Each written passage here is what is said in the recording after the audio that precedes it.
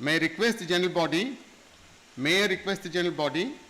to please approve the minutes of the 5th AGM held on the 26th September 2021 that is being shared with the members on the ADA platform. Can I have a voice response to it, please? Thank you.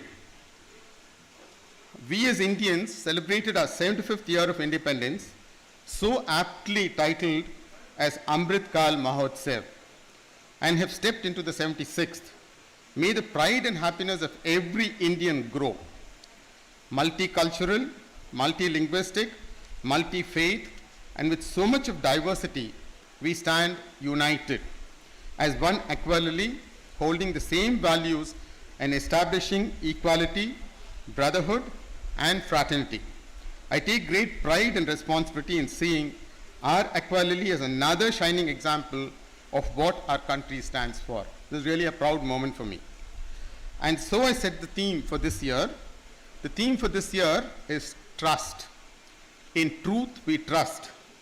I use the national logo for this, Satyameva Jayate. I again repeat, the theme for this year is trust. In truth, we trust. Satyameva Jayate. In these few months of my responsibility as president, I have seen, learned, and understood the various expectations and requirements and hopes of our members. In classical marketing terms, I'd like to use this term because I love to use this term. AQUALILY is a brand in MWC. I don't know how many people realize this. And I feel as a brand, we are the best in MWC. I don't think there's any challenge to this. And as a brand ambassador, it will be an endeavor of every one of us to not devalue or destroy this brand of being the best in MWC, but make it grow higher and higher. As collective owners, I believe we all need a safe, healthy, clean, peaceful, good neighborly, and a vibrant community around us. We need to develop and project a society as a great model township and see our properties appreciate in social, esoteric, and real estate property values. Let me share a small thing of this. We've been chosen as one of the community to do a study, a UK-based study on the environmental conditions in our home. We'll be reaching you and placing some small devices at home. I have done it at my home. It measures the air quality, the humidity level. It also measures the carbon dioxide, the particulate content. This is a study being done specifically. The organization is chosen AQUALILY. That's where we stand. Now, from all the introductions and salutations, let me move on to the actual AGM. In the last AGM, while I read out the Secretary's address, he defined two stages, the introductory stage and the development stage. I think now we have passed the first stage and we are entering into the maintenance stage. I put a lot of emphasis on this, and this maintenance stage is also a planning stage to get prepared for intelligent maintenance plans and extending the life of assets that we need replacement on age-cum-condition basis. Let's all accept we have assets, they've already completed 5 years of existence, and these assets have got to be pulled to get the maximum life out of it, and this can be done by very, very carefully planned out intelligence measures. Interestingly, the coming years will see pressure to offer upgraded services while finding innovative methods to hold cost and manage spiraling inflations. This is something staring at us. The inflation is going to hit us, but we're still holding on to the cost. My address will focus, therefore, on the journey so far, the road ahead, and where we want to go in the coming years. I have to confess that I've read deep into all the 5 AGMs, all the 49 EC minutes, and all the documents that are there in ADA. I have to share that my detailed reading of the bylaws opened me up to a lot of commendable appreciation, seeing the understanding and the contents of the bylaw. The efforts of a team of experienced and committed resident owners who have drafted this bylaw is visible. Respects to the previous office bearers, George Sir, Pradeep, Bala, Chandrasekhar ji, and many others who I'm not mentioning here. It's a wonderful piece of document. Why do I say this? It is this bylaw that sets the guidelines and also allows interpretation of small unexplained provisions and to interpret alternate point of views. Now, this is something that any law should have. I'm really amazed by this piece of document. Wonderfully done. Personally, to me and my team of EC members, the year gone by has been with great moments of success and quite a good number of challenges. Many a times we had to face unknown forces, ward off sources of meaningless accusation, false propaganda, and myriad of legal notices and cases. As the president representing AQUALILY brand AQHOA, our team of EC members are looking at every challenge by a small group as definitive points for improvement and a platform for learning. So it's okay for us, we can, and criticism is the best way of learning things. So my address, I would like to look at years ahead and where we want to go and how. Well, the financials and the initiatives and outcomes during the last year, I'm happy to observe the financial outcomes. And I'm appreciative of the admin's team who maintained the costs despite a frightening inflation. You've had inflation in the fuel costs, you have inflation in the other commodities, but let's also share something. The maintenance cost of ours is split 80% on the labor part and about 20% of the material. So the effect of inflation on material is marginal, but still, we have done it very well. Balu sir, when he comes on to his financial presentations, will give you a staggering number. It has been checked couple of times. The inflation, including BUR, stands close to about 10%. If you take off BUR, that's something that I cannot control, the inflation stands at about 4.9%, which is very good for an organization like this. I'm sure I can share with all you the pride of the entire campus. The campus looks more cleaner, it looks more healthier, greener, and I also take a little bit of pride in it, in clearing of the green waste contracts, the nursery that's been set up, etc. MRDL and MLDL are aggressively working on completion of 3 new blocks. You must be saying it, C7, C8, and C9. While we look forward to a whole new set of resident members who will come in with your own preset varied experience. Remember, these are not first-time home buyers. Preset varied experiences, anticipations, expectations. As an association, we have to prepare ourselves. There's a big task in front of us to this addition and sharing of our resources and facilities with the new friends. I request all of you to look at this point carefully. I'm guarding my words very, very carefully. The resources that we have been designed for some capacity. With 3 more blocks totaling about 84 units coming inside, we have to look at how we are going to manage this additional number of our own brethren and with the existing resources that we have. This year, we initiated a new event for yearly celebration, our AQUALILY Day. I'm looking forward to great celebrations every year. There was a theme behind it, and I think Shanmuganathan will try to explain this further. I'm happy to state that the water-related issues like water billing, leakages inside AQUALILY, and excess reading notice between MLDL and AQHO water meters have been studied extensively. I'm very happy to share this. And a resolution has been put in place jointly, led by our Secretary Shanmuganathan, our EM team, and MLDL. To just give you a small brief on that, after we put our own meter, we found 2 things. Our meter takes the amount of water that's come inside. We have a method of measuring the sum total of water that we have used. If there is a difference between our meter and the sum total, we find that that difference may be because of leakages. That's how we went around and identified huge leakages in Zone 1. Again, I'm happy to confirm to you that after Zone 1 works, this difference between our meter and what we totally expend is almost equal. We don't have any differences. Second, MRDL meter or MLDL meter or MWC meter as they call it, and our meter consistently kept showing a difference of maybe 20, 17, 15. This difference we found was consistent, so we did another thing. We got a standard 5K unit of water calibrated. We measured that with both the meters. Well, our meter recorded exactly 5K. The MRDL meter was way away, 17% more than ours. So we put a very forceful case to MLDL. Shamnathan and myself, we sat with Sunil and explained the whole thing, took the whole data out, gave it to him and said, this is what it is. So I'm again happy to state that MLDL have now gone in for a net-based meter. An electronic net-based meter is much more accurate than the vane meter that we have now. This meter is supposed to have an accuracy close to plus minus 5%. Now we will go on this, but we'll continue measuring with our meter. Should the value go more than 5, then we will again get our calibration equipments, calibrate it, find out where the fault lies, and again readjust it.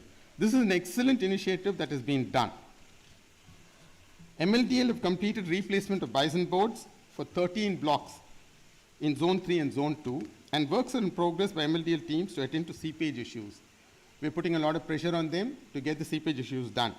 But in all seriousness, apart from me being a resident of Zone 4, Zone 4 comprising of 164 units are all as similar and as alarming as the issues as the other blocks. We propose to continue putting pressure on MLDL to take up these issues of C block and address a long pending, now almost legacy issue of the silent sufferings of non-allotment of parking for the duplex house owners of C block.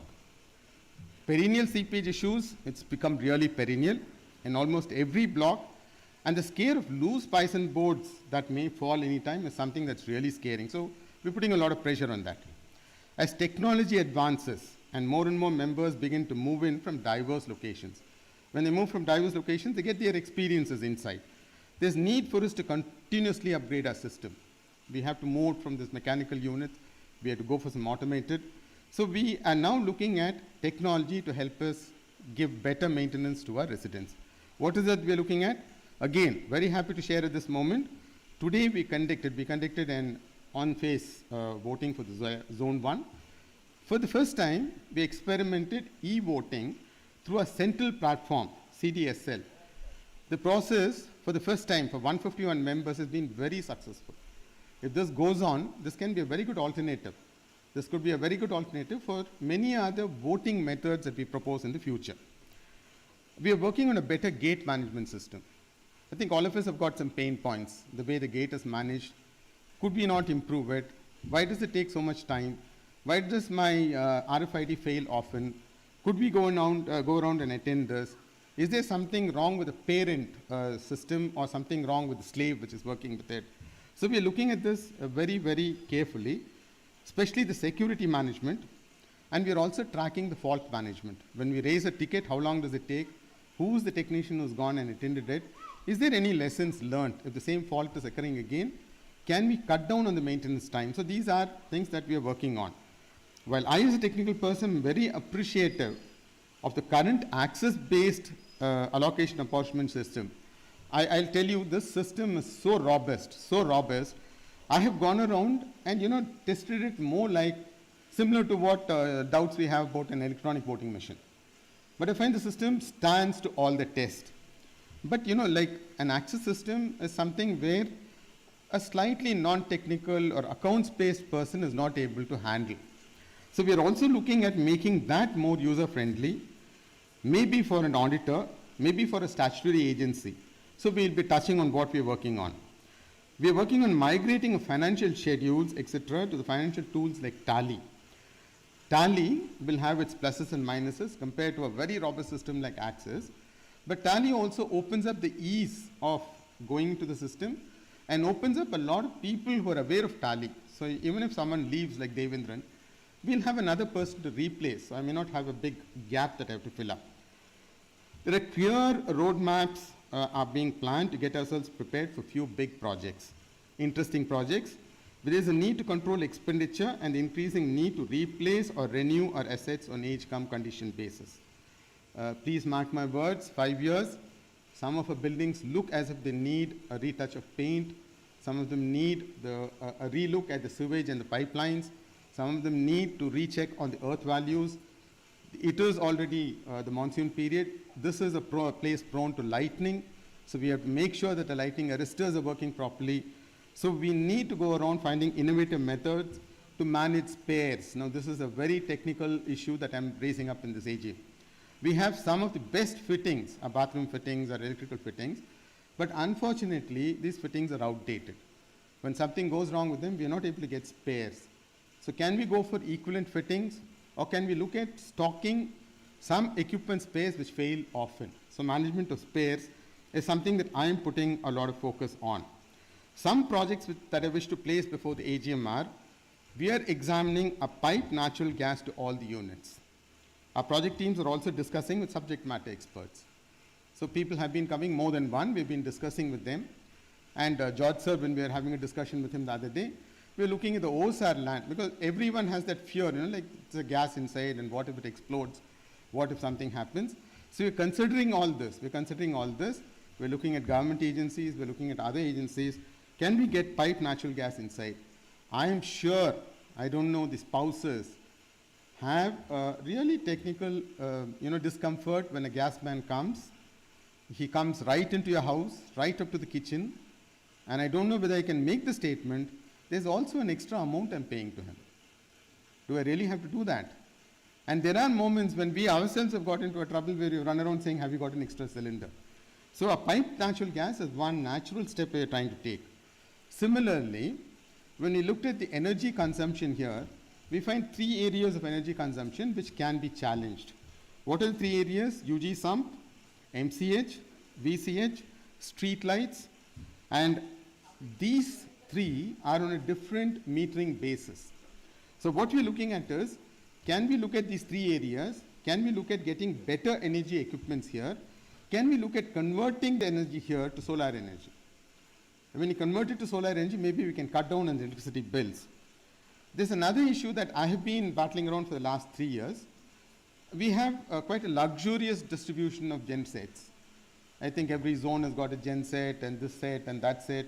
But as a technical person, please appreciate that a lightly loaded generator set is less efficient than an optimally loaded set.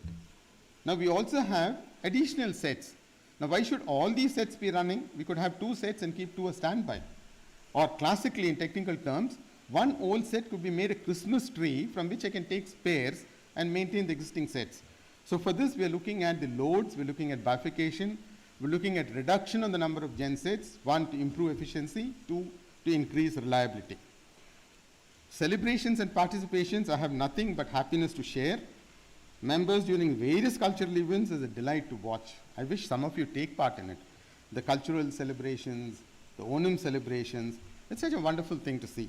And it gives such a nice thought, multicultural, diversity is among us. It is my duty to provide a quick update on the ATRs. ATRs are action taken reports of the last AGM. Bala sir went around and he laid out certain points and we have acted upon it. So I must give you an update on these. The 5th AGM laid out the process to form an empowered committee. This empowered committee, Shanmuganathan will touch upon it, but let me just sum it up. An empowered committee represented by 5 zones to conduct an in-depth, the words were chosen very, very, very carefully, to conduct an in-depth discussion and arrive at a common consensus and submit its final view to the EC for the further examination and decisions. There will be questions on the subject. I propose to take it up in the question and answer session. Accordingly, all discussions that took place in the empowered committee were placed to the EC. We discussed, we debated it. We'd already taken some steps forward. Some 4 to 5 cost elements that were actually an issue there, they were identified, and we have found solutions for those 4 to 5 cost elements. The solutions are doable. The solutions can be implemented over a period of a year or a half, and it can get better visibility. It can get visibility in the sense that you pay for what you see and you pay for what you use. There is no cut like this generalization. This is 50% of that, and then I divide it by the number of all the units, then I take my unit. That's not going to happen. So you're looking at these, and I should thank the empowered committee for coming up with these innovative thoughts. But let me again assure you, all this is still going to be within the framework of the CAM. Touching the CAM, I would suggest do it with a lot of caution, suggesting myself. So this is within the framework of the CAM. The CAM has got 3 metrics: land footprint, square feet, and units. If we can play within these 3 units, yes, we can do it. There's one more very innovative method we adopted for some other capital asset. Something like that can be thought of. So we'll be looking at this also. In his presentation last time, item number 4, we took an approval for 2 lakhs to conduct a preliminary study of what we need, a financial legal feasibility study, including operations from other associations for methods to find alternate water and energy. I should say that we have not spent anything in this 2 lakhs. But we've collected a lot of important documents. We have not spent anything, but we will be going through with this. We'll be looking at the other societies and where it is possible. Also, please note, I'm very well aware of the memorandum of understanding that AQUALILY has signed with MLDL or MRDL and what the other establishments have signed. We take all this into consideration and we'll put a case forward. Item number 6, similarly 15 lakhs in the last AGM was an amount sanctioned, and this I need to extend, the 2 lakhs and the 15 lakhs, I need to extend the validity of this up to March 2024. Because this was given valid up to March 2023, we are hardly a few months away. We have not really done much work, but we need to do this work. So I'm asking for extension up to March 24. A part of this is a very interesting project, very much required project, is a suitable signage plan. The signage plan somehow gets interlinked to a traffic management plan, but keeping the traffic management plan, I should again make a very bold statement here. The traffic management plan is something that was decided by MLDL, though you might say who is MLDL to decide this, which direction my car might go. The plan is very directly linked to fire management plan. The fire license is given on a particular basis of how the traffic moves and how in an emergency a fire equipment can move inside. Considering that, we will try to find out. But first step, we plan to go for bigger boards, blocks, so that a person standing at the gate is not lost. I have many times, have to direct my relatives or friends, come up to this point, there's a T point, take a right, come down, do you see the tennis court on the left side? Come down, leave the first cut, leave the second cut, take the right. So these things can be managed. We're working on the signage plan. There was also an initiative for penalties in level 4 and level 5 to be imposed on members. It was a good initiative. We went around and tackled it in 2 ways. We went around and announced an amnesty plan that considerably reduced the penalties, and there was a good amount of payment. I'll give you the figures. Before announcement of amnesty plan, we had about 175 members who accounted for 28.5 lakhs. I'm taking the same period as last year. If I take it 2 months beyond, 28.5 was close to 41 lakhs. Now I want you to wake up a little on this, sit straight. Our monthly expenditure for maintenance is close to 30 lakhs. If you have an outstanding payment of 41 lakhs, and with just 2 months of security deposit to run, you know what a tightrope walk it's going to be for the management to maintain your units. So when we would put this amnesty plan, the numbers dropped from 175 to 59 members, and the amount dropped massively from what it was, 41 to 9.66 lakhs. Kudos. I think this is a beautiful plan, but caution. Don't expect this lagris every year. Don't think that this year also we'll have an amnesty. Don't take the luxury of accumulating because this is an earnest appeal I'm making. Your payment promptly helps us deliver maintenance. If you have huge backlogs, our maintenance is going to get hit. I placed before the members that during the period, a very good improvement in member paying maintenance on time. I think second AGM or something, George sir has gone around saying the collection efficiency has increased from 66% to 86%, if I remember the numbers. I should say that I've done a little better than that, sir. A pat on my own back, pat on my team's back. So what has happened is, during the last AGM, 158 members in default accounted for 29.71 lakhs. Now the most recent update, only 54 members are in default, and the payment due is 13.51 lakhs.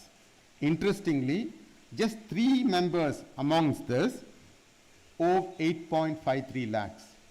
Which means out of 54, if we take off, 51 members owe close to just about 5 lakhs. It could be just a month's default that's running on.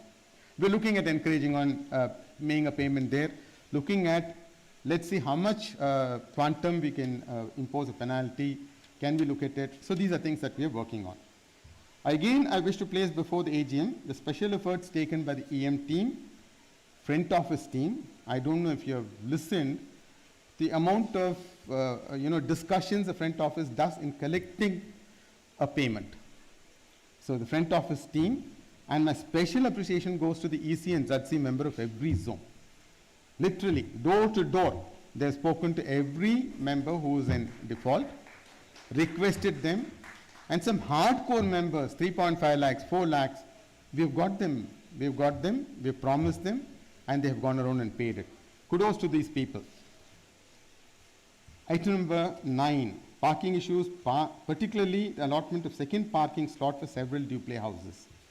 I'm just putting this duplex houses, but there's also another parking review needed for the Zone 5 area and the new blocks C7, C8, C9. So we'll have to sit with MLDL, work out on this very sensitive issue. Along with it, as I said, the 6 blocks of Zone 4, we need something to be done on the bison boards. We need something to be done on the C pages. Again, as a part of point number 9, there was a penalty, wrong parking, misparking, we should put a wheel lock. Sir, madams, I am already confirming that we have the system of wheel locking and it's working wonderfully well. The last one, as committed in the 5th AGM, a subcommittee was formed and directions have been put in place. Zone 1, you have a subcommittee for solar panels and overhead water tanks.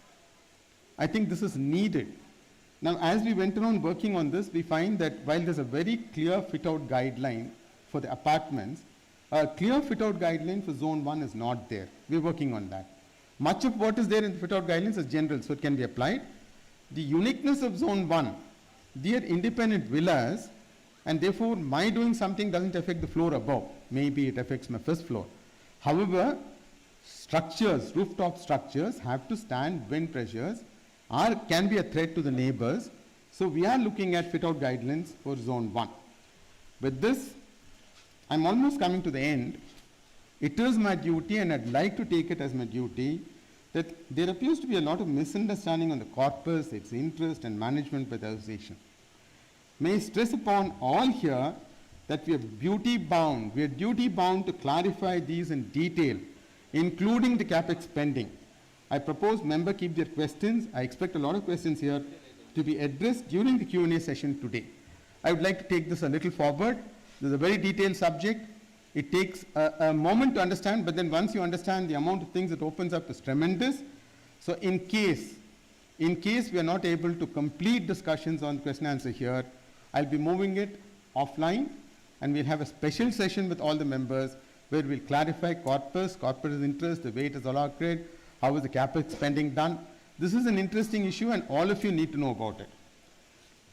May I conclude by reminding all the members of AQHOA that this society was built on a strong foundation of mutual trust, openness, consultative decision making, and as an institution that will stand tall. Whatever be the small distractions that may come around it, trust in the management teams. We will shine as brand AQUALILY and retain our position. Good day to all of you, and Jai Hind.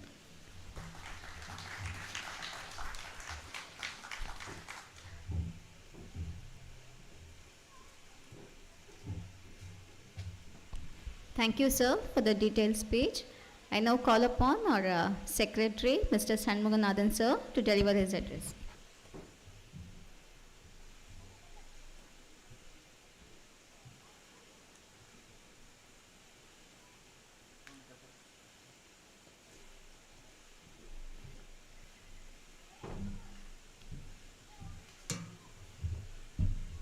Good afternoon. Okay, welcome to everybody. It seems like a really long time since I've been the secretary. It's been 2 years. Hello.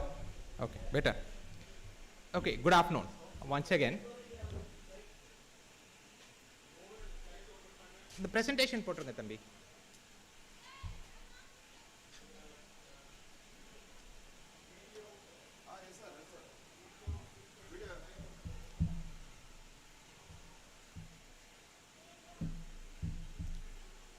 Okay, while the presentation comes, it feels like a really long time since I took over as secretary.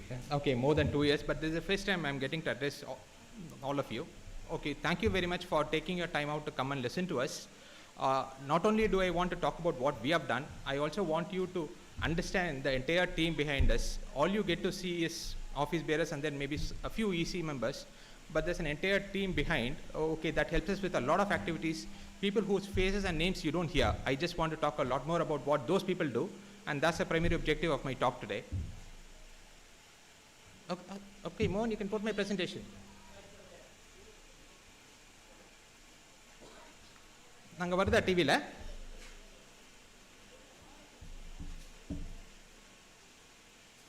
Yeah, good, okay. Okay, good. Okay, Mohan, you can skip. Okay, the first few slides are the same that I had presented last year, or rather what Ramesh sir had actually presented on my behalf last year. Okay, so I'm just going to skip through it fast. The first 4 years were the foundational years, right, where all of the systems, infrastructure, all those things were put in place. It was an extraordinarily good foundation that we had to start with, okay, which made our job a whole lot easier. So when we started, that is me, Bala and Balu sir, okay, we had to actually pursue a slightly different agenda, and what we saw was a three-pronged approach. Okay, first is in the starting phases, you had to centralize a lot of things. Okay, but we had reached a stage wherein we could decentralize a lot of our operations, okay, with decent controls in place. So that was the first thought that we had. The second thought that we had was to improve the living standards of the people within AQUALILY, and the third was the cost efficiency measures. Right? With these three objectives, and Mohan, you can shift to the next slide.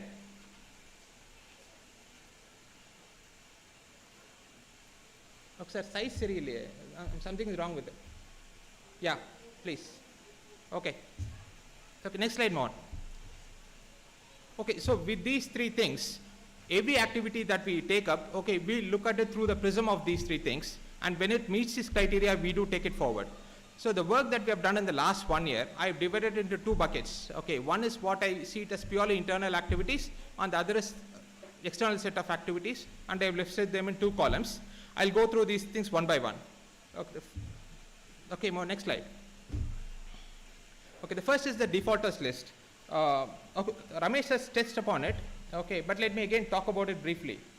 It was almost 30 lakhs at the time of AGM last year, and by December it was 41 lakhs. I mean, that's a mind-boggling number to collect from members, right? And with some extraordinarily strong efforts, in part aided by the a few things that we passed in the last AGM, we have now got it down to about 13.5 lakhs. Okay, but that hides a very, very important story. It was not a decrease from 30 or 41 lakhs to 13.5 lakhs. It is a decrease from, there were two components to the defaulters. One is the three defaulters who have been there for a very long time, about whom we don't have much control, and a completely different set of defaulters. So it was not a 50% reduction from 30 lakhs to 13.5 lakhs or whatever. It was an 80% reduction from 26 lakhs to 5 lakhs. I mean, that was an extraordinary effort, and I have to credit all the ZC members. Okay, and we have stayed at this 5 lakhs since March. March onwards for the last 7 months, 5.5, 6. Okay, that has been the consistent standard, and I hope we can maintain it going forward as well. Right? There's one more thing that I want to mention about this 5 lakhs. We also want to focus on the tenure of this 5 lakhs. I don't mind the 5 lakhs as long as it's just 1 or 2 months of defaults. Okay, but when it gets into more than 3 months, then it becomes difficult. At this point, this more than 3 lakhs constitutes about 50% of this 5 lakhs, which is about 2.5 constitutes, is from people who actually owe money for more than 3 months. It is a solemn pledge that by the time next year, we will get this down to as close to zero as possible, right? As long as it's 1 or 2 months, it's easy to collect. Once it crosses 3 months, it becomes very difficult, right? And then on the other category, 2 of the houses, okay, both of which owe about 3.5 lakhs, are under foreclosure, right? And thanks to the effort of Mr. Suresh, is he around? Ex-Zone 1 President. Yeah, Suresh. Yeah, oh, yeah, Suresh. Okay, he took some extraordinary measures. That house was under foreclosure with HDFC, right? And he went and met them, forced them to put it under auction, and they did it. And the auction price was first set at 1.2.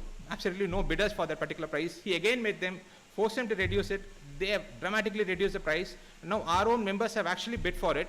Hopefully that sale will happen in the very future. In case some of you are interested, okay, please let me know. I can put you through to that HDFC person. Okay, if you want to talk to them, you can talk to them also, right? The second house is with Indiabulls Housing Finance. We have made several trips to the office. We have spoken to their Bombay office. For some reason, we are not able to reach through to the correct person. In case any of you have contacts in that particular organization, India Post Housing Finance, please put us through. We want to bring that also under the same process, right? So this is under defaulter. One small thing we want to mention, our penalty starts as and when a member owes even ₹1. I just want to change it for some reasons. To make it for up to 600 rupees, we don't want to put a penalty, right? It's not that a person who was paid 2,000, 5,000, 10,000 doesn't want to pay this 100, 200, 300. They are trying to send a message across to us, and we are not able to reach that message fast enough, right? And sometimes it takes about 1 to 3 months to respond, and in the meantime, we keep putting this penalty on the penalty. So for that particular reason, for the first 600, we want to waive off the penalty. Okay, we'll take that up in the first EC meeting, and I'll revert back to you on this. Okay, this is on the defaulter situation, please. Okay, next slide. Okay, this is an empowered committee meeting. I don't know how many of you are, pardon? Correct. So I have to mention this. There are 2 defaulters, okay, like in D block, both at 2.7 lakhs. Several attempts were made. I spoke, all the EC members spoke. And then at some point I gave up actually. And then I requested Ramesh, can you have a word?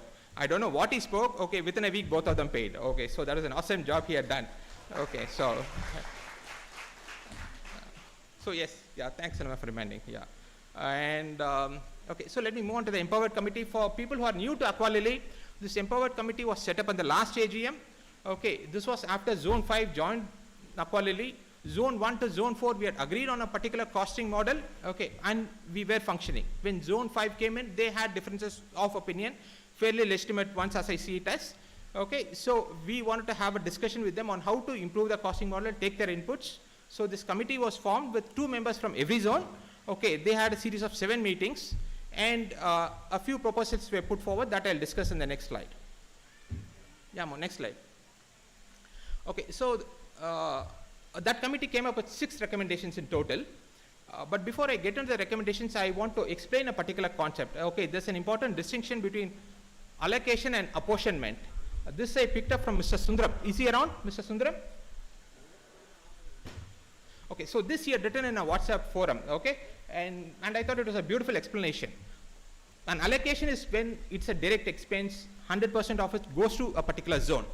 Apportionment is, it's a common expense and you have to spread it across zones using some particular logic, right? So he had explained it in a WhatsApp group, and I thought that's an absolutely beautiful definition. Let me explain using an example. Okay, assume we ordered 10 benches for AQUALILY, right? And each of those benches costs about 10,000. And we put 2 in zone 1, 1 in zone 2, so on and so forth. And we put 2 in the common park, right? Now, each of those zone-specific benches, we can put the cost directly onto them. That is allocation.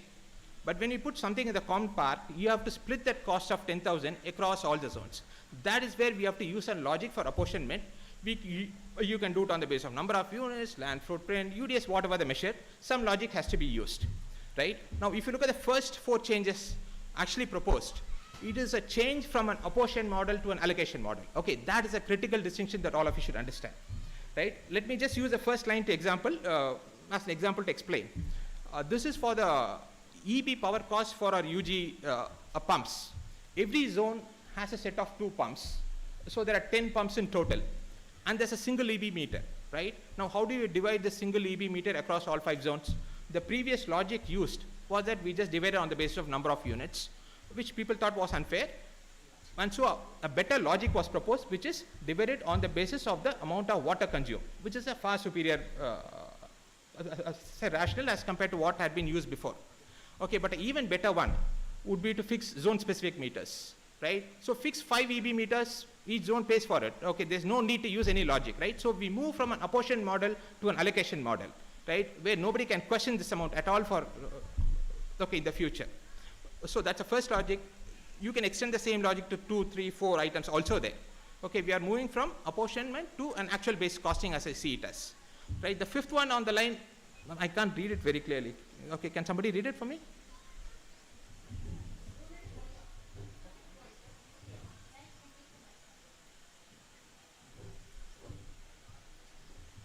Okay, unit water. This is a request that we have had from the apartment zones quite often. People have wanted to fix meters at the level of individual houses. Okay, but the way AQUALILY houses have been defined, have been designed, every apartment has 3 lines going into it, and the cost of doing it is prohibitively expensive. Okay, we did this study 2 or 3 times, and we thought it's just not worth it. Okay, but in case some zone is interested, some block is interested, the EC would be more than willing to consider it for that particular block. Okay, so we have left that choice to that particular zone. Okay. The 6th one is a green waste, okay, wherein we are changing from, I think, the number of units to land footprint, okay, which is again a far better rationale, okay, but that still remains under the purview of this apportionment. The last change is not a change that came out of this empowered group, but this is a request that all of us as office bearers have received from apartment owners specifically who bought the house but have left it under extended periods of lockdown. For 2, 3, 4 years, they have not used it at all. So they question the need as to why they should be paying for the unit cost and the unit DG. Okay, they can understand the rationale for common water, common leakages, WTP water, all that they can understand, but they ask a question, why don't you make that actual unit consumption to 0, which we felt was a very rational excuse. So okay, we have designed a process, okay, wherein we can identify this in a foolproof way, and with your permission, we plan to go ahead on this. Okay. Next slide, please, Mohan.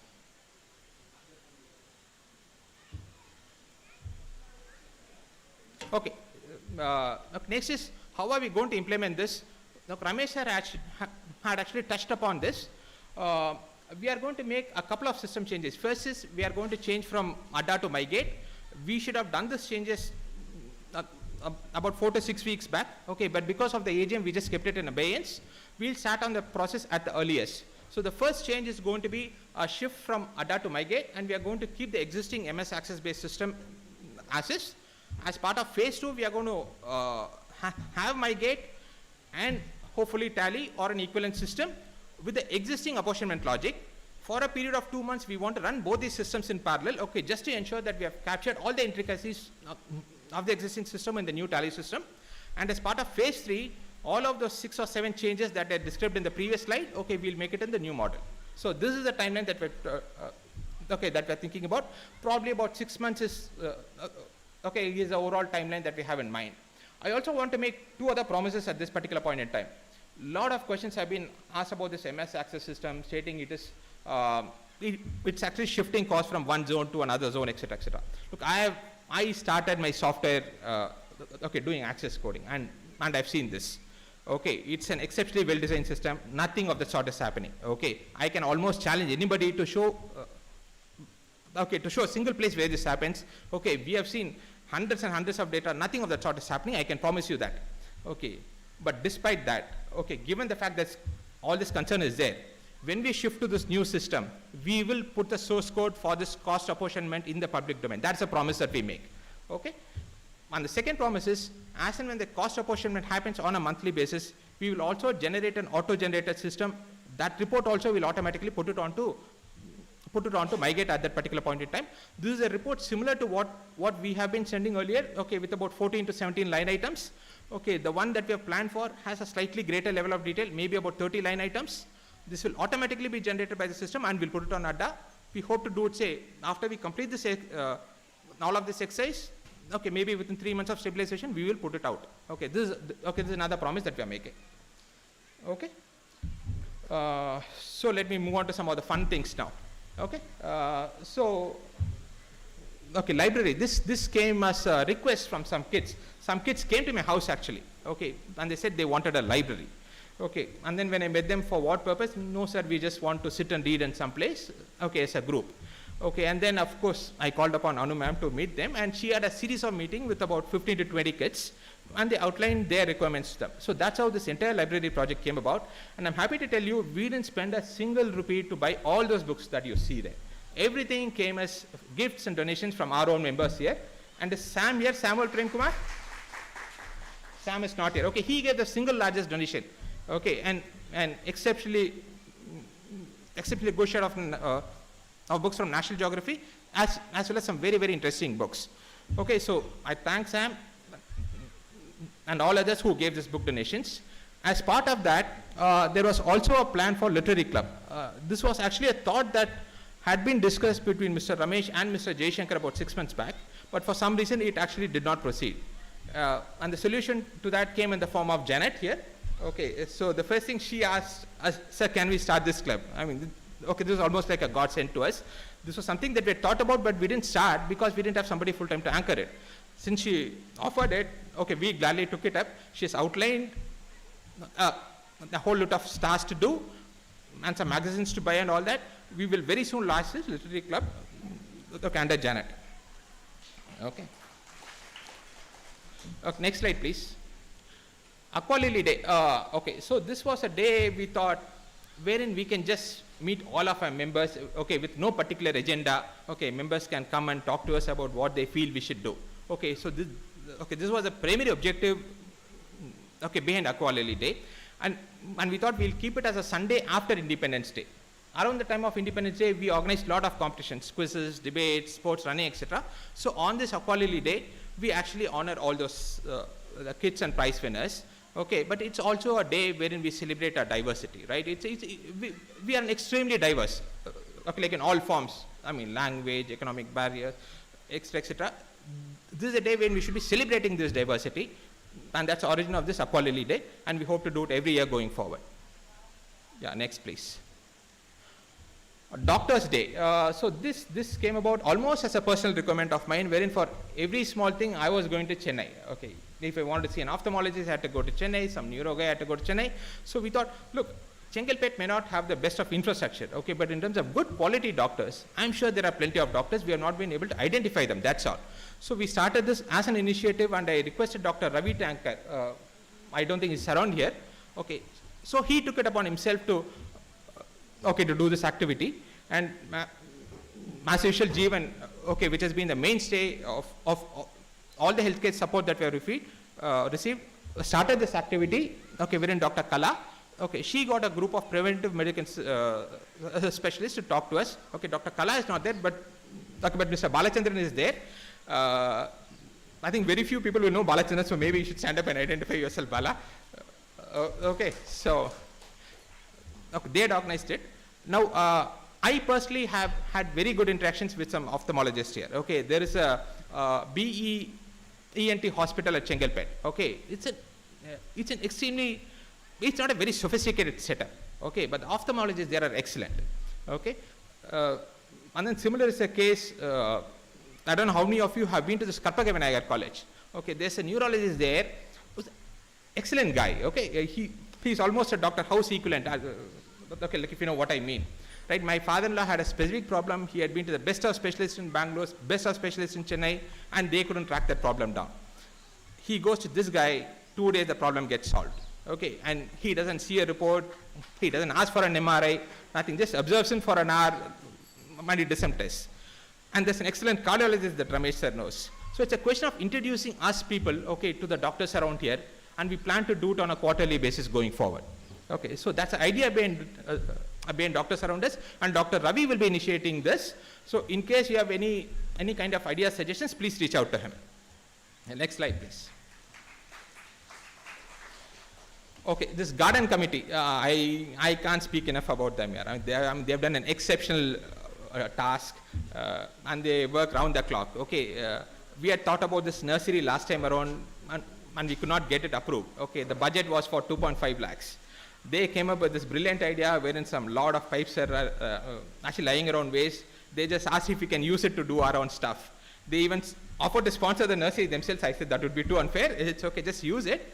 And all the marginal costs we spare. And less than 1 lakh, okay, they built a bigger and a better nursery than what had been planned for the 2.5 lakhs earlier. Okay, now all the saplings that we need actually comes out of this particular place. Hats off to the entire team. I mean, all the names are there. Okay, so please read through it.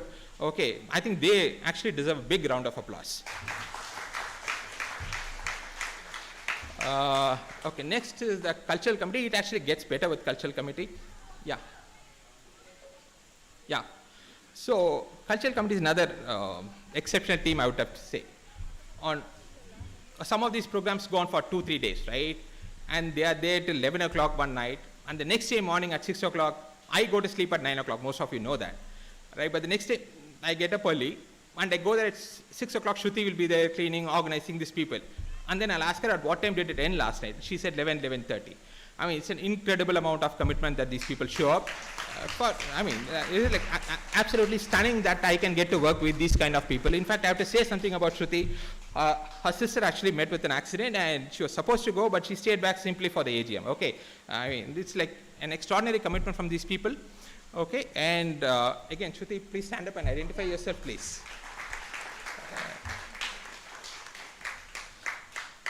I'm actually happy that I don't have to do much work with this quality of people helping me around. Yeah. Okay, next slide, please, Mon. Okay, this is slightly serious issues. We are living in the land of animals, right? I mean, this is a place where snakes and monkeys were roaming 15, 20 years back, and we have come to take their place.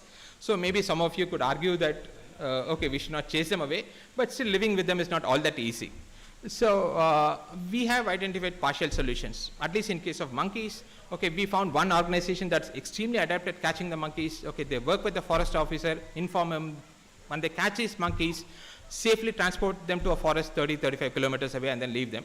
It's worked reasonably well for us, okay, but these monkeys find a reason to come back, okay, and we keep repeating this cycle. I think in the last 18 months we would have called them thrice, okay, and we'll continue to do it. But the best way to avoid monkeys is if you can stop feeding them. Okay, so I'm going to make an earnest request. Please stop feeding these monkeys. Okay, I know all of you care for monkeys. If you really care, maybe you can go and make a donation to the Vandalur Zoo. Okay, please don't feed them inside the campus, right? That's one. And then about snakes. Okay, this is a bigger cause of concern. I don't know how many of you are aware. We have an anti-venom stored at Jeevan hospitals. This actually we did last year itself. I'm just putting it so that people are aware that, okay, in case they need it, okay, they can go to Jeevan Hospital. It is stored exclusively for AQUALILY use. Okay, we have also done a few other things. Okay, we have the specialized snake catching equipment, and we've trained all our security guards on the usage of these things. We also call the local community to come and take the snakes and the small snakes away and the eggs, and they relocate them to the forest. But still, it continues to remain a challenge. I don't think there's a very permanent solution. Okay, but we keep working on it. Dogs. This is a huge challenge, massive challenge, right? People feeding stray dogs. We have a designated spot outside the south gate, okay, where people can go and feed the dogs. In case you're not able to feed it yourself, okay, just call up the help. If you call up the help desk, they'll come and take the food and keep it there, okay? Again, I'm going to make a request. Don't feed it within the campus. If you stop feeding the stray dogs, they stop coming to campus. Okay, this is a message that's been repeatedly told by Balaji and Tamil. Are they here, Balaji? Yeah.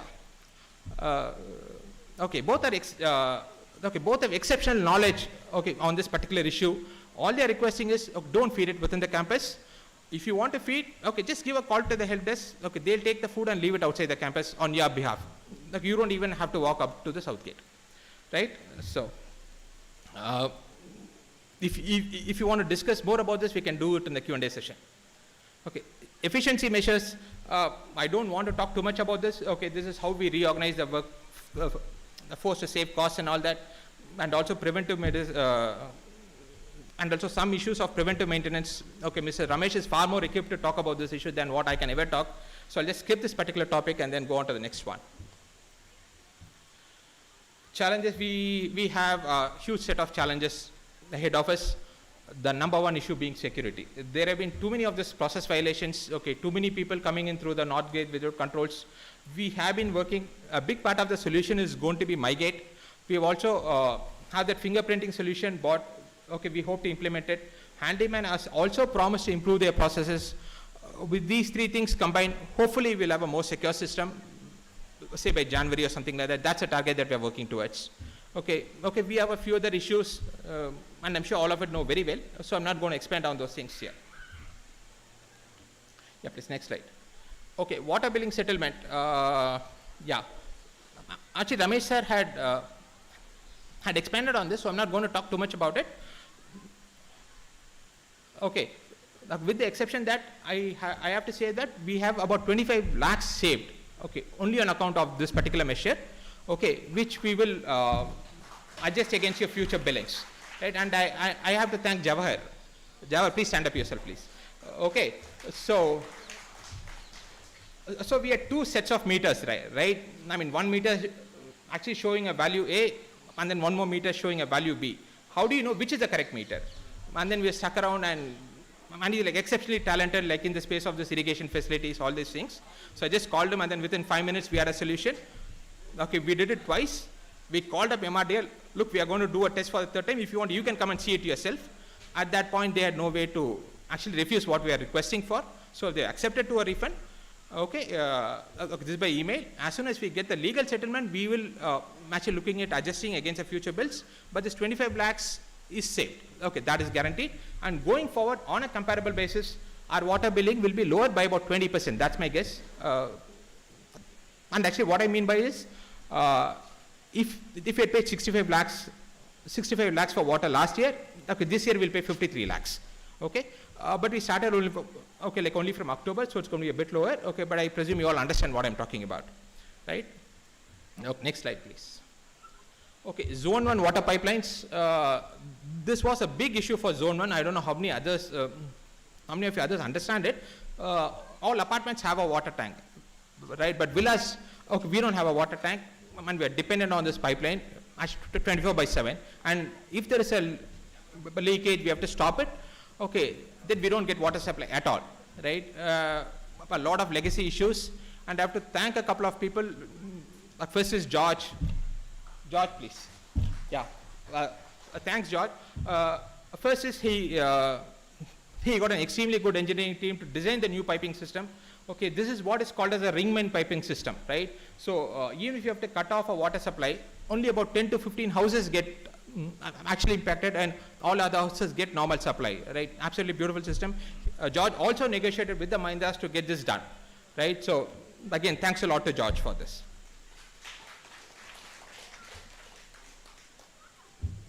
Next slide, please. Okay, Zone 3. Okay, this is another of those extremely long-standing issues. Again, I have to thank George for the negotiation with Mahindras, where all this work has been accomplished. Two sets of issues had to be accomplished.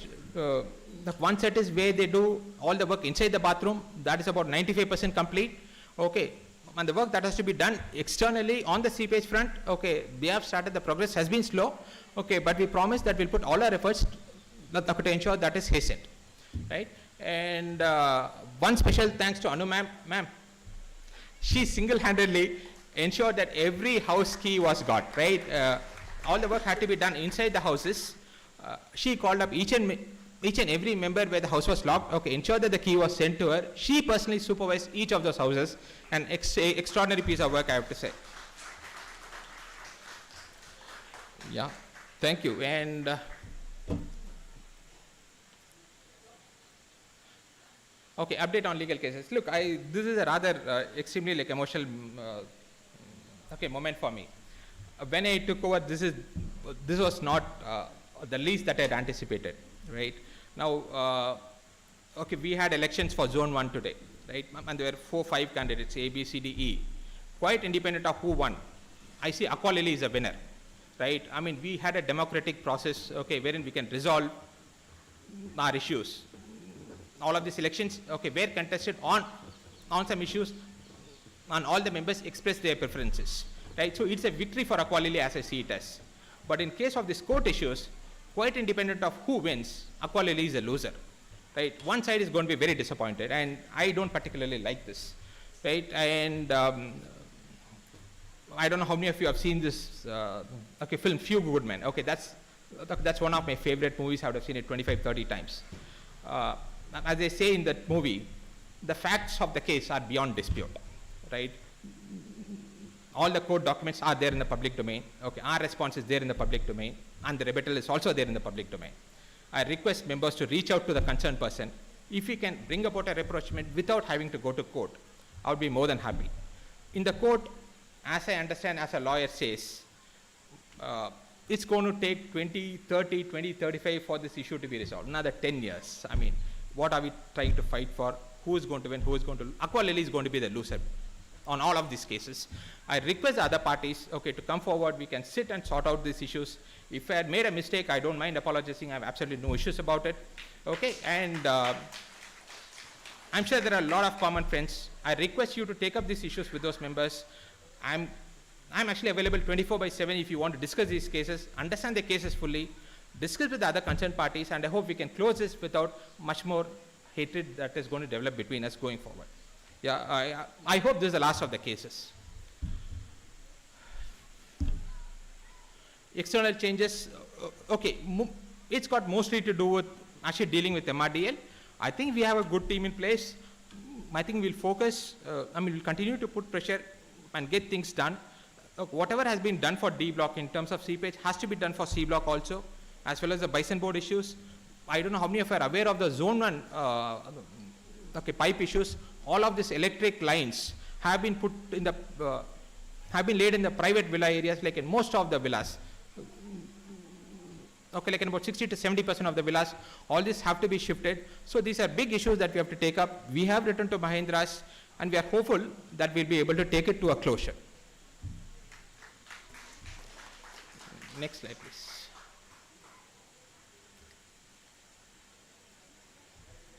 I think that's, one more slide. Okay, so this is the changes in the EC and ZC. It's actually best I let Purni do the talking on this. I thank you all once again. Okay, it's been a privilege working with all of you, and I've got to know so many of you. And before I became secretary, I did live here for 5 years. I hardly knew people. Okay, but as part of both the defaulters collection drive as well as a couple of issues, I would have probably called up 50, 100, 150 of you members, and I got to actually know most of you personally. Thanks for this opportunity, and I look forward to a very peaceful coexisting future. Thank you.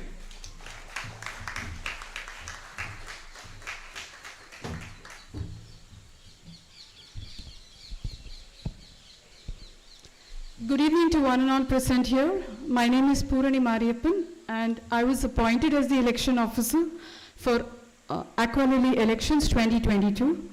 And as per our bylaw 10.6, it mandates that you have to change annually the composition of EC and ZC members. So the nomination council was formed with the following 4 members nominated from their respective zones. So from zone 3, I had Mr. Subiman, who chaired the nomination council. Thank you, sir. And from zone 1, it was Mr. Saravana. Zone 2, Ms. Ramya, and from zone 4, Mr. Venkatesh. So there was no nomination from zone 5. So the nomination council, this is the process. They reached out to the community to identify the interested candidates for serving the association as the EC and ZC representatives for the vacant positions. And then they shortlisted suitable candidates against each vacancy in the best interest of AHOA and submitted their recommendations to me. And apart from that, on 24th of August, an election notice was posted in ADA for the above positions, inviting other interested members to file their nominations. So from that, we got Mr. Shripati, who filed his nomination for Zone 1 ZC, and Mr. Unnikrishnan filed his nomination for Zone 1 EC. So what happened was we had to go in for an election, and the election was conducted for Zone 1 EC position between Mr. Srinivasan J and Mr. Unnikrishnan in 2 phases. So the first one was the online or the e-voting. This was done with the help of the Central Depository Services Limited, and this was the voting lines were open from 28th 9 a.m. to 29th 5 p.m. and there was a physical voting that was happening in AQUALILY main clubhouse from 11 a.m. to 2 p.m. today, that is the 30th of October 2022. So I would like to have a little bit of facts. So the total number of eligible voters in the zone was 141, and out of which we had 94 votes polled, which sums up to 66% of voting. And this, I think, is the highest voting percentage ever in the history of AQUALILY elections. So this was 66%, and out of which the interesting factor is 87% of the people voted via online, and the remaining 13% of people walked into the physical polling booth. So out of that, the results were 94 votes were polled for the Zone 1 position, and Mr. Unnikrishnan got 41 votes in his favor, and Mr. Srinivasan got 53 votes. So he won in the election for the EC. And consolidating the, the council recommendations, the direct nominations that reached me, as well as the election results, you would see the results on the board, and I can call upon, like in Zone 1, Mr. Srinivasan, EC and ZC position. Sir, I've never seen you, sir. Thank you, sir. You were the best. And Mr. Shripati R for the ZC nominated. He's not here. So, and for Zone 2, I have first my very good friend, Janet. So, for the EC and ZC, and Anumitra Chakrabarti ma'am. She's not here. Mr. P. Hariharan for the ZC position.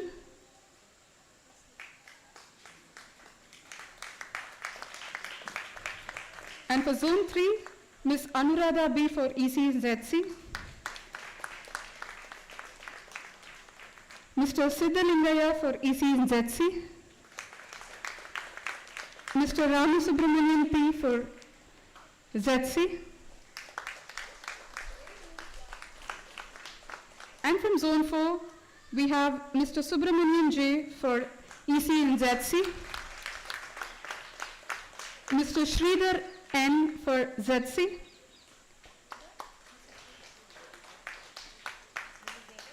Mr. Sarosh Soman for ZC. He's not.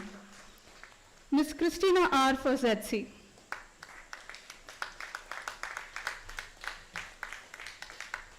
Congratulations to all the winners, and welcome you to the executive and zonal committees respectively. Thank you. Thank you, Purni. That was an excellent piece of work done.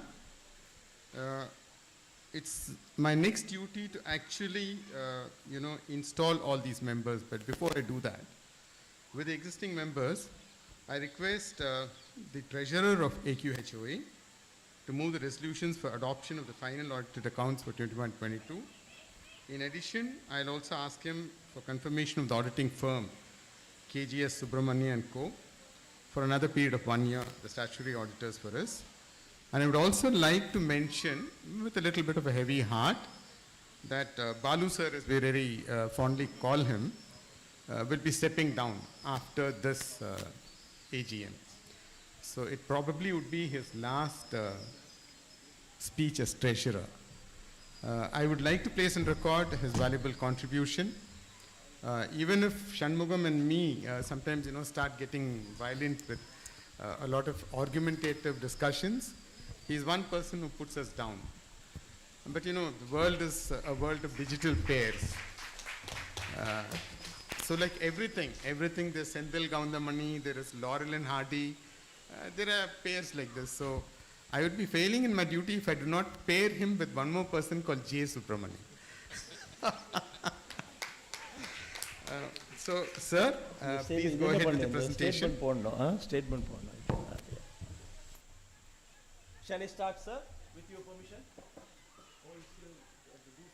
Shall I start? Yeah. Good evening, everybody.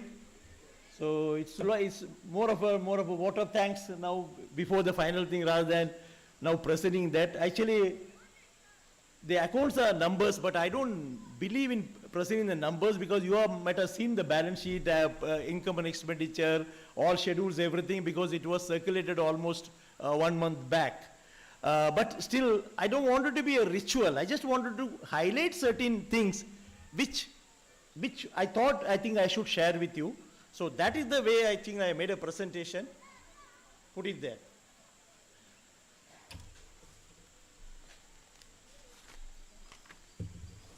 I do some homework, not that I just come and talk the numbers. I don't know whether you'll be able to see it or I can read for you. From some of them, I have got some extra copies. You can take it from the table. Okay. This time, the revenue actually normally it is consisting of MME and BUR. Whereas this year it has come down when compared to last year. The reason for that is very simple. Somebody raised last time, I think I'm there, why do you want to carry the surplus? Every year you are happening. So what we have done last year, 2 years surplus, that means 1920 and 2021, amounted to 70 lakhs. We have not billed it as a MME because we can't give the money back to the members. Whereas I can always not raise MME for that amount. So naturally my revenue for the 21-22 will come down to the 70 lakhs, but partly compensated because my BOR has gone up by 22 lakhs, plus zone 5, they have contributed instead of 4 months, it's 12 months. So that's how we managed, and still we were 35 lakhs short versus last year. Okay, that explains why my revenue is almost 10% come down when compared to the previous year. And other things which I just want to touch upon certain things. My major expenditure is actually vendor charges. It is 1 crore 39 lakhs is out of my 3.5 is 1 crore 40 lakhs odd is only my vendor charges, which has been arrested, and it is just negative 3%. You can see never happen anywhere. I can challenge it actually, it will never happen anywhere because the inflation is running at 8 to 10%, we know that. That is thanks to the team, Shanmuganathan and team, and the PPC headed by, at the time is headed by Ramesh and then Ram, to negotiate with them and the newcomer, which has with all statutory, following all statutory rules, so that we don't, it has come down by 3% because rationalization the manpower. We just looked into the thing, and really it's actually hats off to Shamma, because this is one area, if it would have shot up by 10%, it would have been 14 lakhs additional. Instead of that, we have saved money on that. So this is, I just want to highlight on that. Being a man who is leading the figures, I would like to attack the big ticket rather than the small one. The second one which I want to highlight is actually the repairs and maintenance. This is what is worried me a lot actually. 37 lakhs versus 23 lakhs is something which a finance fellow, a treasurer, is a headache to me. But when I went through the details, lot of things could not be done 2021 because of the COVID restriction. Okay, so then I tried to analyze it, which are the big tickets expenditure on that. Then I made a chart of that, though I given the explanation what are the drivers for that, but I made a chart of that, what is this 37 lakhs we incurred last year. Okay, then I found out boom barrier AMC 1.5 lakhs, I give the breakup of that.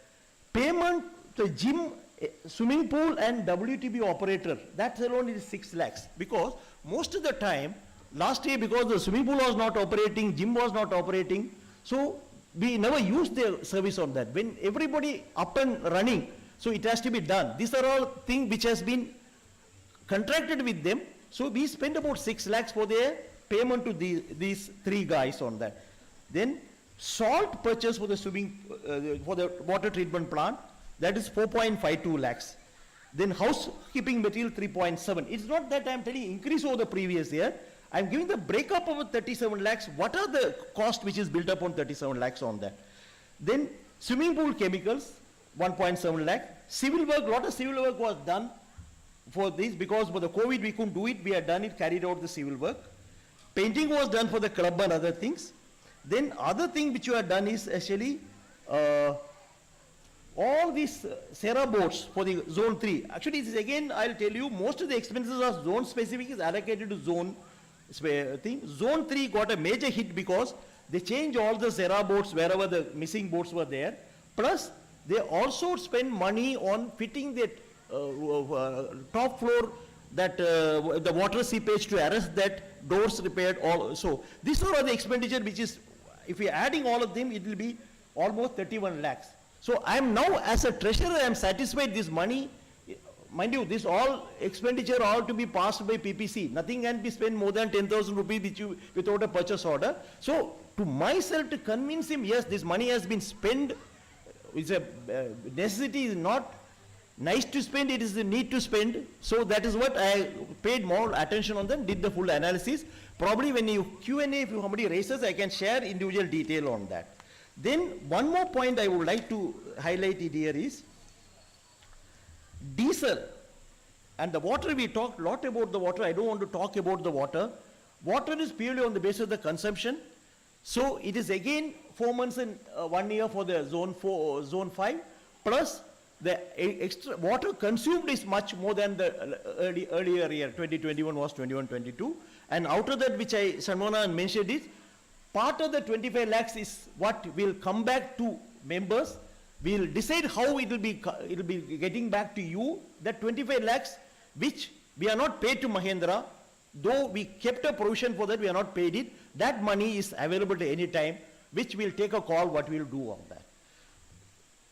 Then coming back to the diesel again, yes, diesel, the price is not, it's not in our hand. As you can see, the diesel price has gone up, which is more than what is the normal growth, what has been expected on that. But quantity-wise, we have used less diesel for generation of power for the DG set rather than the last year. The entire cost increases on account of the price, which we don't have any control. It's a control product. So it's the driver for that. And last point, I made an analysis which I think you can check it up. Total expenses, if you compare the previous was the last year, it has gone up by 10%. The main driver for this repairs and maintenance. So then I did one more exercise. The BOR is raised. BOR is nothing but bi-monthly utility reimbursements. It is for the water and electricity, which has been raised every 2 months. And if I remove those two items, then all of the expenses which you reported here is MME related. Okay, then that has gone up by only 4.9%. This is less than 5%. So we are, I should give the credit to all the people who are managing the expenditure. I think 5% is very, very nominal. I don't think even we go for buying any item in that case, it will be go up by 10%. So this is really, as a treasurer, I am happy that at least the cost control, cost conscious is there all the thing, I think. And also, couple of items which I want to mention there because my 15 minutes time is getting over. So, sorry, no, that one, and the question and answer, if any there, I'll take it up last. A lot of things were raised about the corpus fund. I'll give you the details, it is already in the balance sheet. Till now, all corpus money, principal money received from the zone 1 to 5 is kept in the bank in the form of deposit earning interest. Not even a rupee was touched on that. So there is no think of resolution or unanimous approval, everything. We have not touched the amount. Similarly, security deposit, totally about 80 lakhs is kept in the form of a deposit. So your money is there. Not as a treasurer, this is my last year for incidentally, as a treasurer, I made utmost care, this is your money, nobody should touch it. Okay, interest earned on that also, it is done zone wise, and again it is put into the deposit. I don't want any money to be lying in the current account which doesn't earn any interest also. Only thing, one thing happened in the last year, that is 31st March 2022, that is the cash balance has shot up by almost 75 lakhs. Then what has driven that is actually 30th one deposit matured, 30th March. So 31st the bank holiday, so that is naturally when you encash the cash, that much of money will be available. So subsequently it was deposited on that. So again I'll assure you, not even 1 rupee of your security deposit touched today, not even 1 rupee of your principal amount of the corpus is not touched. Interest, to the extent of what he required for the capex is was touched, is again allocated zone wise, which we will be sharing it to you at a later date when because the interest, one thing which I want to tell you, because interest is net of income tax. We pay income tax on interest, which you earned for the thing, which will be adjusted after the assessment is over. When you get the order, I know how much exactly the tax we have paid on that. It will be adjusted. It will be reflected in the statements which you are going to share it on that. Now I'll take some time because it's also, I said, vote of thanks. I mean, George and Mr. Pradeep are here actually. It was a moment that both of them said, I am going to come to your house. Then I know I smelt it, yes, this could be the reason for that. Then I was reluctant to take up the post of this thing because one thing is actually I did 36 years of corporate finance. I don't want to take, I just came here to settle peacefully and spend time. But again, I have the responsibility. I am also one of the owners of the units. I agreed. And it was initially for 1 year. Then the second year team came. Bala came and told me, Bala, you can't run away. Please continue. Then the third year came, Shanmunan said, no, you have to continue. Then Bala resigned, promised in the AGM. I also promised in the AGM, last AGM, I would put my papers. I resigned in January as agreed on that. Then the EC members in the February EC, they unanimously asked who are present it. I don't know who are all there in the online. They said, unanimously approved, then you had to continue that. I can't refuse it again. That is my problem, me, then I can't refuse it. You had to continue till AGM. I continued it. I completed my 3 years. Not even a day I missed it. Not even one EC meeting I missed it. So this is what done. And are you happy are you happy this thing? Am I happy with what I have done on that? It's a yes and no. Yeah. Yeah, there are times which we have spent night and day to get the accounts out there. But that's the experience, but whatever it may be. In the corporate, I have a battalion of 45 people. I can tell them, you do this and go home. Here, I think everything on hand, you have to do it. So I had to specially thank three things, not people rather. One is the PPC team. Tyagarajan, you are the owner of that. The PPC has done wonderful thing, because today anything is there, check will not be signed unless or any order 10,000, the PPC clears it. Yes. Okay. PPC is a team consists of the technical, financial, everything on that. And it was headed by Ramesh earlier, then now it's headed by Ram. Okay. Okay. And that made the job of the office bearers much easy, because we are not technically expertise whether this is required, that is required, or this is required on that. So really I am thankful to Tyagarajan for bringing that thing, and we'll have further improvement. It'll go for this thing, I'm telling you. Second thing, actually, if I'll be guilty if I don't, my friend Mr. J. Subramaniam, because 6 weeks I had to go. Sir, please stand up. I'll tell you what. 6 weeks I had to take off from AQUALILY for my medical treatment. So he volunteered and he said, "You go, sir, I'll take care of that." Actually, he did that till the accounts are signed. Actually, he never left him a day also. Whatever is coming from that. Thank you, sir. Thank you. Thank you, sir. I'm saying this a vote of thanks, because I'm not going to give that, because let me take 5 minutes more on that. Then come my president and secretary. So normally the accord should have been done by August, and AGM should have been conducted by 30th September. There are various reasons we couldn't do it. Never they asked me that, Balu, why that accounts are not getting delayed, because they know we are slogging actually. Finally, that is the appreciation. They get all the support actually. So not only is president and secretary, even the entire EC team has supported me. Maybe my age or whatever it may be. So anything is there, okay. Balasar is saying something, okay, let us see what is his views on that. This is what my corporate also, I had the experience of that. Okay, I may take 1 minute on that more than that, because my boss is a European. He's an Irish fellow. His name is Nick Massey. Above me as a director of the finance, I was general manager, I was reporting to him. During the discussion, everything is over. He will ask, did you check with, I was known as Bala there, not Balu, because I don't have two Balas here actually. So he said, did you check with Bala there? So my director's face will go with this thing. He'll say, I am the superior team. No, better check it with Bala. Bala will be able to help us on that. That was my nature on that actually. My boss may not be happy by his doing it, but that is how actually. So this is, I'm taking an example on that. So that is the reason support I got from the EC team as well as the president. It made my job easy. Again, the next question, will you take for after the cooling period? No, I am already 71.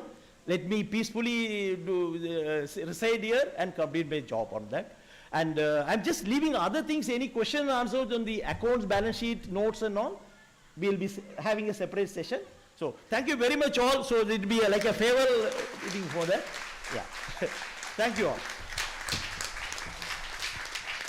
Thank you, sir. Thank you, sir. It will be rather unfair for an old man to say all the best to another old man. So it's just a day that you have passed and I'll be passing soon.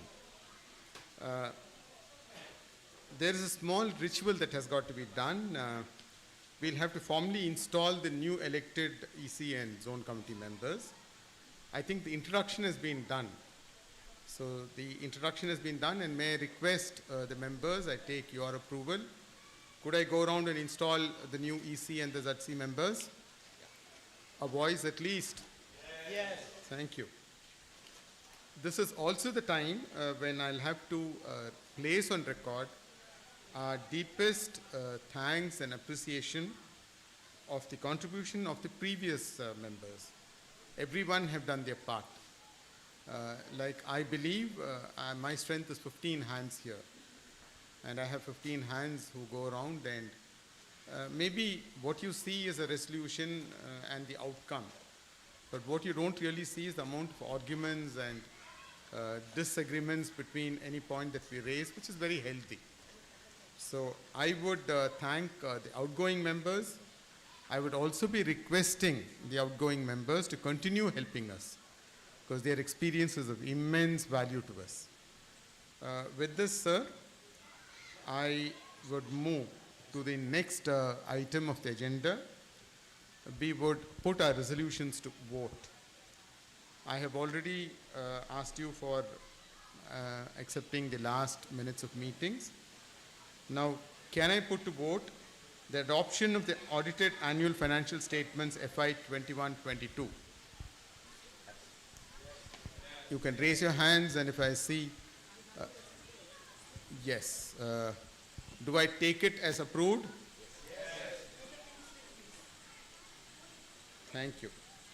I also put the next item to vote. Do we reappoint KGS Subramaniam and Co., his junior partner, Mr. S.K. Prashant, to be the auditors of the association for another year until the next AGM on the same terms and conditions? We've already got an approval from him. Yes. Thank you. I take it as yes.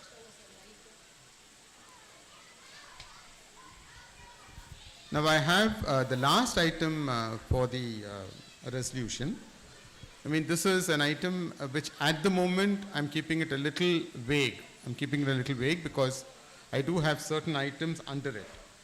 So can I request the AGM to approve the EC and hereby authorize it to negotiate and enter into MOUs wherever necessary with MRDL, MWCDL, MLDL, and the President of the EC be authorized to sign the MOU on behalf of the association in exploring all the non-legal, legal means to effect full closure of legacy financial outstandings and other long pending matters related to MRDL. A little bit. Pradeep has a suggestion.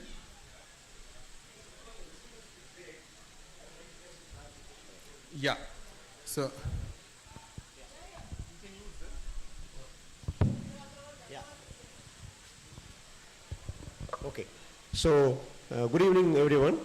Before I start on these points, first, congratulations to the team. It's been working, I think, tirelessly for the last 1 year, and particularly on the cost outstanding reduction. I know it's been a tremendous job because I know how difficult it was. Okay, and that's a great thing which has been done. Now, the main issue which I want to take up now, when it came to this Mahindra MOU was, I think it would be nice to know exactly on what issue this discussion is going to be with Mahindra, and from the association's point of view, under what rights association is going to take up that issue. I'll tell you why I'm asking this, okay? In EC 48, there is one point where, I'll just read out, it's 5A. It says, our developer, MRDL, has defined the ownership of roads as explained in Annexure 2. Now, there is a map in Annexure 2. All the roads within AQUALILY compound are private roads and belong to EQHOA, no doubt there. Some of these roads are common to all zones, some are specific to Zone 1, and the remaining to a group of zones 2 to 5 as explained in Annexure 2.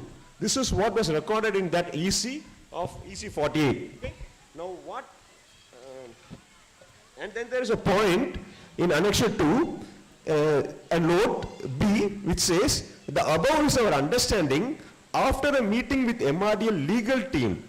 We are still awaiting written confirmation of the above from MRDL. Now, I understand from this, reading this, that probably the EC or the representative EC have met Mahindra and discussed on this specific topic to get a clarification from them, okay? Now, at this point, I didn't know what is the reason for, first of all, going to them and ask this, because already this point is very clearly defined in each of our lease deed with Mahindra. Let me read that out. Now, I'm sure the lease deed I'm reading out is from the apartment. I own an apartment in clause 6J. I'm just reading out from the lease deed. Maybe it is slightly different in other lease deeds, I don't know. I can stay and correct it, but this is the document I have signed and registered. It says, the leasee hereby confirms that, the leasee being MRDL, okay? Leasee hereby confirms that at all times, the owner or the leaser, which is basically Mahindra, okay, shall be entitled to the common areas and open spaces, and the leasee shall not have any right in the same other than usage. So as per this, what I have signed to Mahindra is, other than the directly leased out apartment to me, all the common areas is owned by Mahindra, and I as a owner of an house in apartment in AQUALILY have only right of usage, okay? Now what is common area? That's also very clearly defined in Appendix C.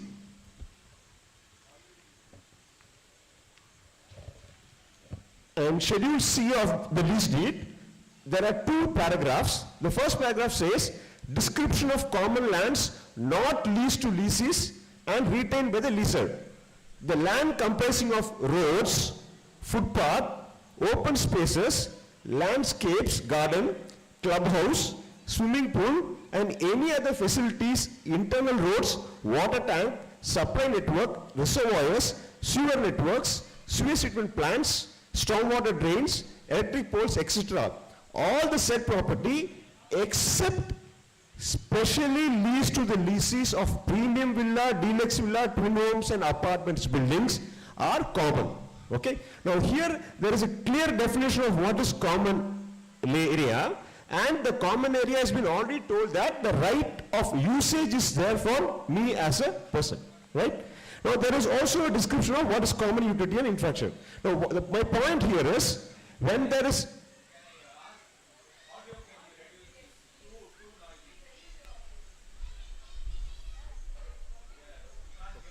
okay, probably I'll keep it a bit away. Okay, I'm sorry, I got carried away. Okay, so the point I'm trying to make here is, when there is a clear understanding on a point, all it would have taken was to take our own lease deeds. I'm sure all the EC members here would have also signed a lease deed. If you have taken the document, you'll clearly have an answer. What was the need to go to Mahindra legal team and get an opinion who this road belongs to? Now this I felt was either an oversight, which I would still like to believe it was not with any malintention, it was an oversight. Now sometimes these kind of oversights and actions can lead us into situations like litigations and things which will be very, very difficult to correct later. Now I will just take a line from our last year President's address. I think heal the hurt, right? That was the speech he gave. And actually I like that speech because I still have a printout of that with me. He actually spent quite a lot of time apologizing for the mistakes he feel he could have avoided. And he extended an arm saying that let's forget that and heal that. I think that was a good starting point. Unfortunately, for whatever reason, it could not materialize later from whatever thing, right? But my point here is, let us not keep adding to that by some actions which can end up with all this good initiative we are taking, right? All this culturals, everything else good, looks nice. We will not be able to enjoy those things as individuals when we have these undercurrents, okay? Now, it's so nice to see so many people, but if you just ask people to raise their hands, you'll be actually sad to see there is no equal representation from all zones, right? We don't want that to be like that, right? So my humble request is, on this particular resolution, if you want to actually pass a resolution where you want the gender body to authorize the EC to openly go and discuss with Mahindra on all the terms, I'm afraid it would be nice if you let us know what exact point are you going to speak. then we will do. Like for example, I can cite from our time, when we had to go to Mahindra for these pending issues, we had a detailed presentation on all the issues which we had. And we said, we are going to talk to Mahindra to get these things resolved. And we got a resolution passed. When there was a counter offer from them, we had an EGM. We didn't wait for the EGM. We had an EGM. We put that proposal to the general body. EC did not take because general body had already authorized. So we felt EC coming and doing it and accepting that or refusing that is actually bypassing the general body authority. In my view, a general body authority is much superior to the EC's authority, right?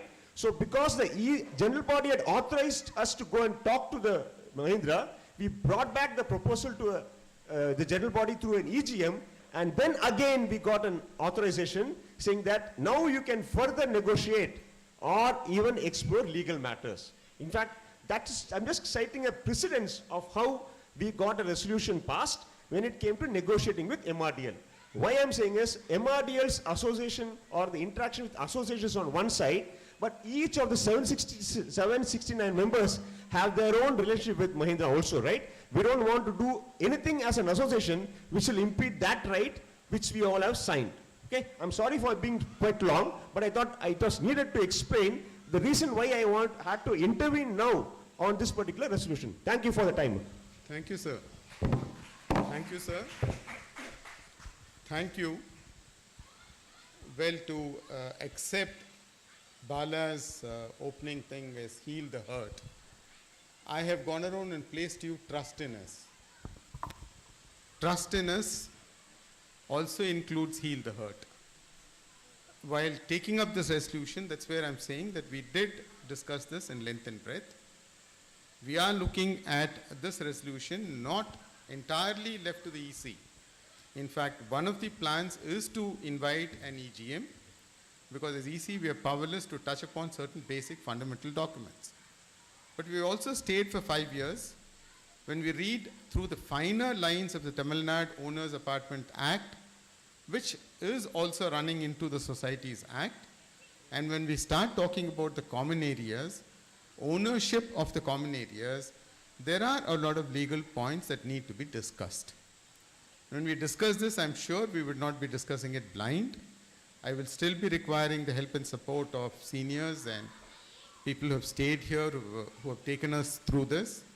So MRDL, MLDL will also sort of respect the RERA regulations that we have, the future, the relationship between a leasee and a lessor.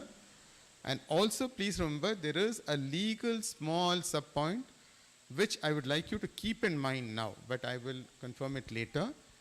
The conditions of someone staying on a lease for more than 5 years, it tantamounts to ownership of that place. This is a very fine legal point, but let me confirm it. So I'm thankful to Pradeep sir. This is a very cautious step. This is a very cautious step. And these steps, we're not going to take big bites. These steps, primarily what I was looking at was, there is still also a confusion on the amount of capex that has to come. I mean the corpus that has to come. So this is again something that we'd like to sit with them because there is a set of agreements between Zone 1 and Zone 4 and a slightly different agreement in Zone 5. Therefore, the responsibility of getting the corpus from Mahindra is slightly interpretable there. So this is again something that we would like to sort of talk to them. There are other issues also. Sir, allow me to complete it. I'll take the question and answer and then we'll go through. So while doing this, I would be calling in for an extraordinary general body where these things would be crystallized. Of course, the EC will go around, debate, crystallize, formalize these as either resolvable, discussable, or something which is pointless. Let's drop it. Why at all? As you say, why should we go around and do this? I am sure that many of you are aware of why this started. So primarily, the way we have defined a common area, the way we defined ownership on a common area, these definitions we are looking into. Why did we go around and discuss with the MRDL team? We really wanted to know legally what is meant by it, because there was a concept that as the zones got handed over, the assets in the zone was declared as belonging to the zone. So if I can if I can say that loud. Then as the zones came over, I did go a little more deep into it and understood what a road is, what a motorway is, what a pathway is, what a walkway is.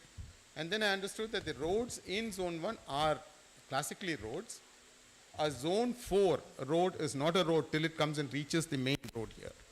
It's a pathway because it's something where a vehicle leaves the parking area and comes to the main road. So a lot of technical issues came up like this. So yes, I do take Pradeep's caution. I do take it with a lot of thought behind it. The message that he has tried to convey is crisp and clear. So trust me, sir, the word trust. So there are 15 of us and 15 minds are not together. There are 15 divergent views, and in case there's a commonality of the view, then we'll go forward. So, just to restate my understanding of what he said, so a couple of things are on the corpus which has to come from Mahindra, right? That's true, right? There are differences, that's there. Along with that, now I understand one of the reasons why you want this resolution passed is to redefine the common area, which already all the members have signed with individual lease deeds with Mahindra, by which I as an apartment owner can have equal access to the whole roads within AQUALILY. 54 acres is what we all signed for, okay? Now, that ownership which has been given to me when I signed and decided to buy as by way of the lease deed, now you as my representative, you are telling me you want to negotiate with Mahindra and take away the right from me, right? Which I as a person individually may be okay, because I don't even walk nowadays here because sometimes I feel very bad walking on a road when somebody says it's not your road, right? I don't want to do that. I didn't come here for that. I can even buy a villa if I want. But on a principle, like what we said, one AQUALILY, I'm very sorry to say, this would be the first point where we are going to go and break that one AQUALILY. Thank you. Taken, sir. Taken, sir. If this is not how a resolution gets debated, then what is an AGM for? Like, we have listened to one part of it. I have tried to expound another part of it. This is going to be discussed. And I also concur with him that the forum or the right to discuss this in totality will be an EGM. And this EGM is something that we are already planning, but you know that a gap between an AGM and EGM is fixed. So I'll have to work on that. But I think, in all fairness, let's not sort of say that this is in the agreement and this is not in the agreement and things like that. Again, I'm coming back to a very legal point, a very technically legal point, that once there's a lease deed of more than 5 years, I can claim part ownership to the asset that the lessor has given me. So this part of it, I'll be using it. Please, sir, allow me, sir, allow me. It's a debatable question. It's a point of legal order. Allow me. If it is not so, I stand with you. I'm not going to go against it. I'm not going to go and argue on that. But this is something where after 5 years, we would like to look at upon certain basic things that are there, certain basic ways we've been working.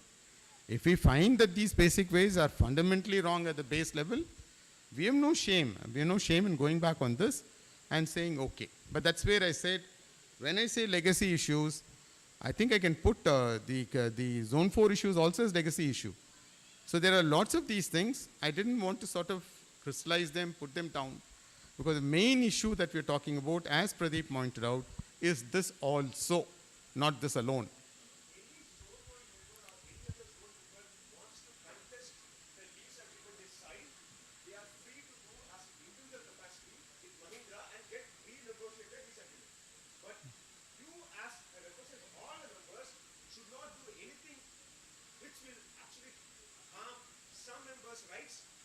Point noted, Pradeep. This is fundamental. It is not the question of the money we spend on the road or whether I can walk on that. This is going to cause lot of discomfort in AQUALILY. I'm really, really sorry to say, if you go ahead and do this, probably if people don't support here, this resolution will get passed and you'll go ahead and do whatever you want. But mark my word, Bala, even if he doesn't say it out, I know he knows these kind of things are going to take things downhill. And if you want to be remembered as the people who initiated this, good luck. Thank you. Thank you. But this is what democracy is about. So this is a point of view that Pradeep holds, and this is a point of view that I also held.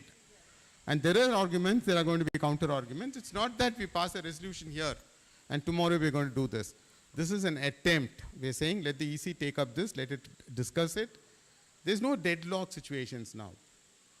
There are no deadlock situations. Every situation is negotiable, understandable, reworkable. So we're going to make an attempt. However, giving the full respect and credit to the sentiments of other members, not being partitioned to zone 1, we will take this and go through, advise you through various of the EC discussions. When the appropriate body comes, it will be through an EGM. Let me assure you on this. And that's why very tactfully I said trust. Trust is. It's not that we are going to go around and harm someone and benefit someone else. Excuse me, So I trust just is. want to make a point here. Many, many thanks to Pradeep for pointing out this issue. When, we just read, 2-3 lines of what the resolution is, and everybody is raising hand is not here, without understanding the deep, what is there in the bottom of the things. Thanks, Pradeep, for bringing out this issue. I don't agree for this one. Many of us, we did not know what this resolution is going to, bring us to the thing. Now, having understood from Pradeep, I don't want to accept for this resolution. Noted, sir. Everyone's concerns will be noted. There are counter concerns too. So we will be noting it. It's a democratic forum. There's nothing wrong in this.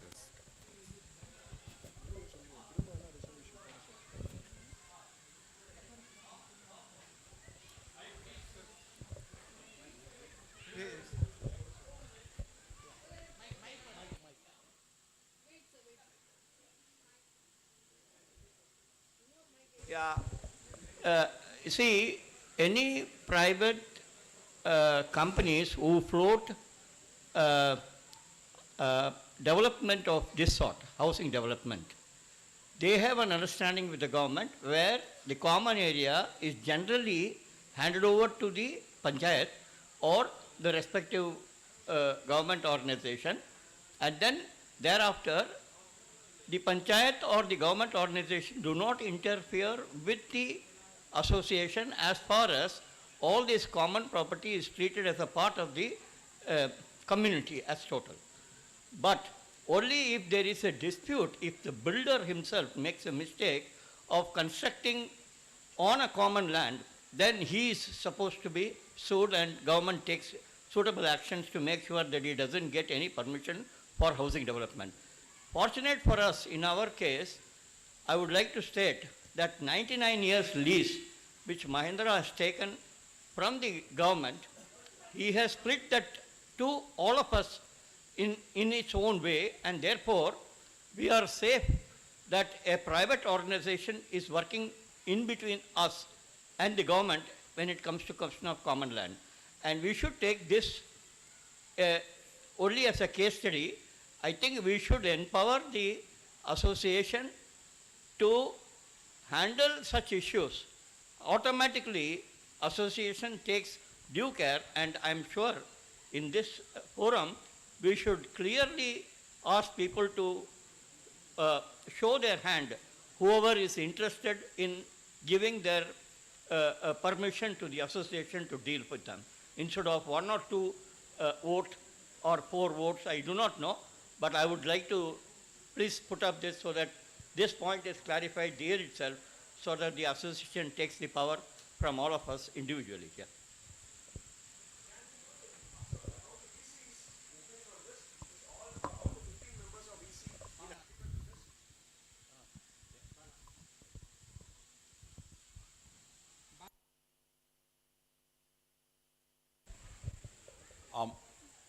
So I'm going to address the chair, yeah? I'm going to address the chair, sir. I think the way the resolution is written, it has become a sweeping power saying, allow us to speak to MLDL, allow us to sign an MOU. I think the two are two different parts.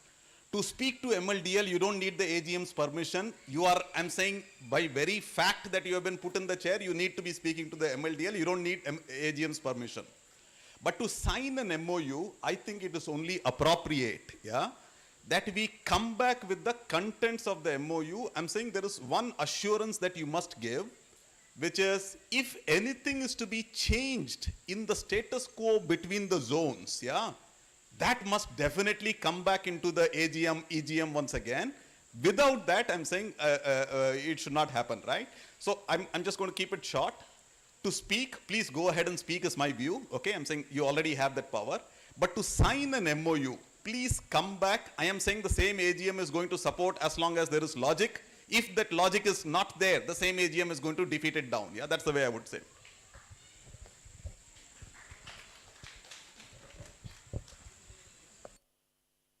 Is there any other divergent views or supporting views? Because as the chair, I would like to take a stand.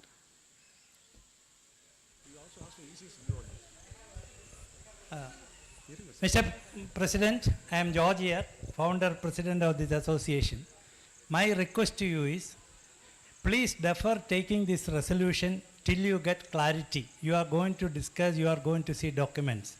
If Tamil Nadu Flat Owners Association Act is coming, let the act come. If Mahindra is going to give you power to allocate roads to various zones, let the law come. There is no harm.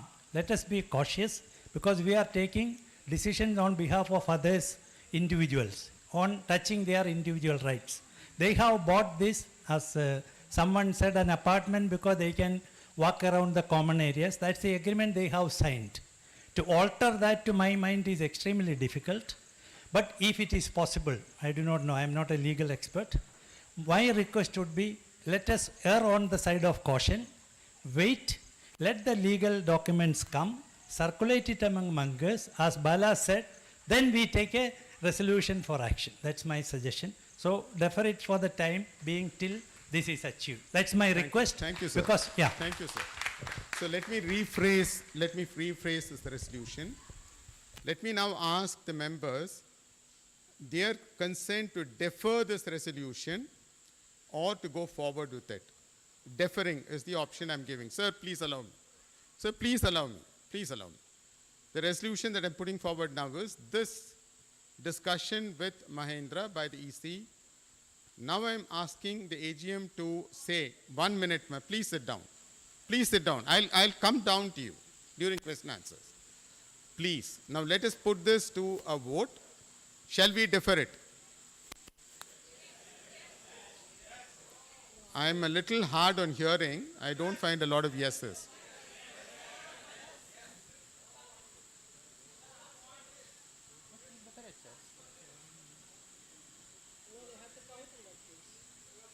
Shall we do a divisioning?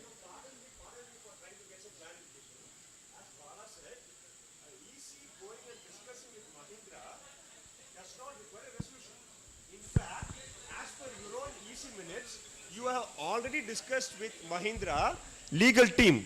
If this discussion has already happened with Mahindra on this issue, where there was no resolution passed by the general body, what is the necessity now to pass or defeat a resolution just to talk to Mahindra?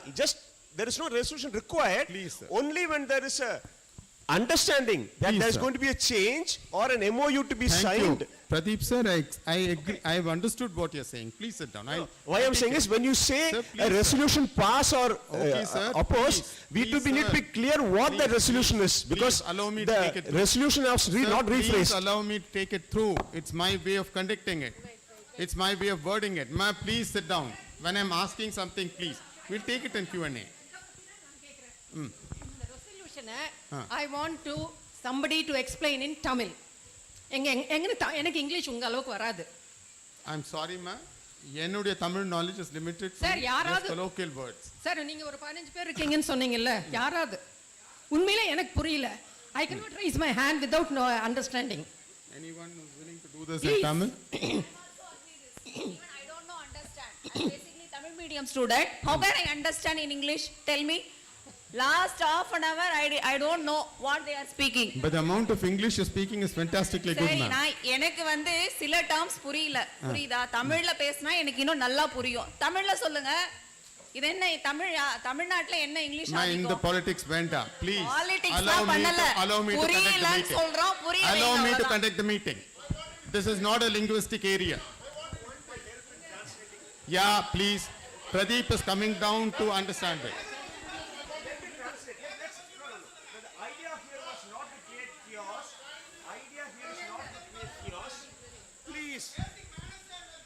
Please. No, wait. Now, idea here is not to create chaos. It is please to get more clarity, as the lady asked. Probably it is better to understand the nuances of this resolution. If language is a barrier, let us solve that, okay? Now, if I am not right in my translation, some of you can correct me. What the resolution said was, Tamil சொல்றேன், okay? EC மெம்பருக்கு வந்து authorisation கேட்கறாங்க. என்ன authorisation? அவங்க போய் மஹிந்திரா கிட்ட நம்ம சார்பா பேசுவாங்க. பேசி டிஸ்கஷன் எல்லாம் பண்ணி பாயிண்ட்ஸ் கிளாரிஃபை பண்ணுவாங்க. என்ன கிளாரிஃபிகேஷன்? நம்ம அக்வாலிலிக்குள்ள இருக்கிற ரோட் எல்லாம் எல்லாருக்குமே சொந்தமா ஆர் சொந்தம் இல்ல எல்லாரும் யூஸ் பண்ண முடியுமா இல்ல சில ரோடுங்க சில வீடுகளுக்கு மட்டும் சில ரோடுங்க சில வீடுகளுக்கு மட்டும் அப்படியானு கேக்குறாங்க. இந்த ஒரு பாயிண்ட் டிஸ்கஸ் பண்றதுக்கு ஈசி வந்து நம்ம கிட்ட பெர்மிஷன் கேக்குறாங்க. ஓகே, நான் என்ன சொன்னேன்னா நம்ம எல்லாருமே வந்து வீடு வாங்கும்போது ஒரு அக்ரிமெண்ட் சைன் போட்டிருக்கோம். என்ன போட்டிருக்கோம்? நம்ம அப்ப யாருமே தெரியாது, நம்ம இண்டிவிஜுவலா போட்டிருக்கோம். 1 minute, let me just finish, Bala. Okay, if I am wrong in my translation, you can correct me. நம்ம என்ன சைன் போட்டிருக்கோம்? நான் காசு கொடுத்து வாங்குற வீடு எனக்கு perpetual lease. Perpetual Tamil word தெரியல, கண்டினியூஸா நமக்கு லீஸ்ல இருக்கும். மிச்ச காமன் ஏரியா அது என்னன்றது சொல்லியிருக்காங்க, நிரந்தர லீஸ். ஓகே, மிச்ச காமன் ஏரியா எல்லாமே லீசர் ஆகிய மஹிந்திராவோட அவங்களோட ஓனர்ஷிப்ல தான் இருக்கும். ஆனா நம்ம எல்லாருமே அக்வாலிலிக்குள்ள இருக்கிற எல்லா வீடுமே எல்லா காமன் ஏரியாவையும் யூஸ் பண்ணலாம் அப்படின்றதுதான் நம்ம எல்லாம் சைன் போட்டு இண்டிவிஜுவலா மஹிந்திரா கிட்ட காசு கொடுத்து நம்ம அக்ரிமெண்ட் போட்டிருக்கோம். அந்த அக்ரிமெண்ட்ல ஒரு மாற்றம் வரும்போது அந்த மாற்றம் வருத்துறதுக்கு இவங்க போய் பேசலாமான்னு கேட்கறாங்க. நான் என்ன சொன்னேன்னா அது மாதிரி ஒரு இண்டிவிஜுவல் அக்ரிமெண்ட் அசோசியேஷன் பேசல என்ன பாயிண்ட் கேட்டேன். பாலா சார் என்ன சொன்னாருன்னா போய் பேசுறதுக்கு எந்த ஒரு தடங்களுமே இல்லை. இன்ஃபேக்ட் ஈசி 48 மினிட்ஸ்ல பாத்தீங்கன்னா ஆல்ரெடி இந்த பாயிண்ட் போய் பேசியிருக்காங்க ஈசி. ஸோ இப்போ பேசுறது மட்டும்னாக்கா ஒரு ரெசல்யூஷன் அவசியமே இல்லை. பேசி முடிச்சு அவங்க ஒரு தீர்ப்பு கொடுக்குறாங்க, இது இவங்களுக்கு சொந்தம் இவங்களுக்கு சொந்தம் இல்லை. அது மாதிரி ஒரு இஷ்யூ வந்தா அதை வந்து ஜெனரல் பாடியில பேசுறதுக்கு அப்புறம் தான் சைன் போடலாம். ஸோ அசோசியேஷன் எந்த ஒரு உடன்படிக்கைக்கும் போய் பண்ணக்கூடாது மஹிந்திரா கூட. ஆனா நீங்க பேசுறதுக்கு எந்த தடையுமே இல்லை, பிகாஸ் அது அவங்க பவர். ஈஸின்றதுக்கு அந்த பவர் ஆல்ரெடி இருக்கு, அதுக்கு ஒரு ரெசல்யூஷன் அவசியம் இல்லை. அண்ட் இது இன்னும் எப்படி புரியுதுன்னா 48 ஈசி மீட்டிங்ல பாத்தீங்கன்னா ஆல்ரெடி இவங்க போய் பேசியிருக்காங்க, அது அவங்களே சொல்லியிருக்காங்க, லீகல் டீம் கூட பேசியிருக்காங்க இல்லையா. ஸோ இப்போ அப்படி இருக்கும்போது அந்த பாயிண்ட்டுக்கு ஒரு ரெசல்யூஷன் அவசியம் இல்லை. அதுதான் என்னோட view. Sorry Bala, you can. Yes, Bala, please. Please, கொடுங்க.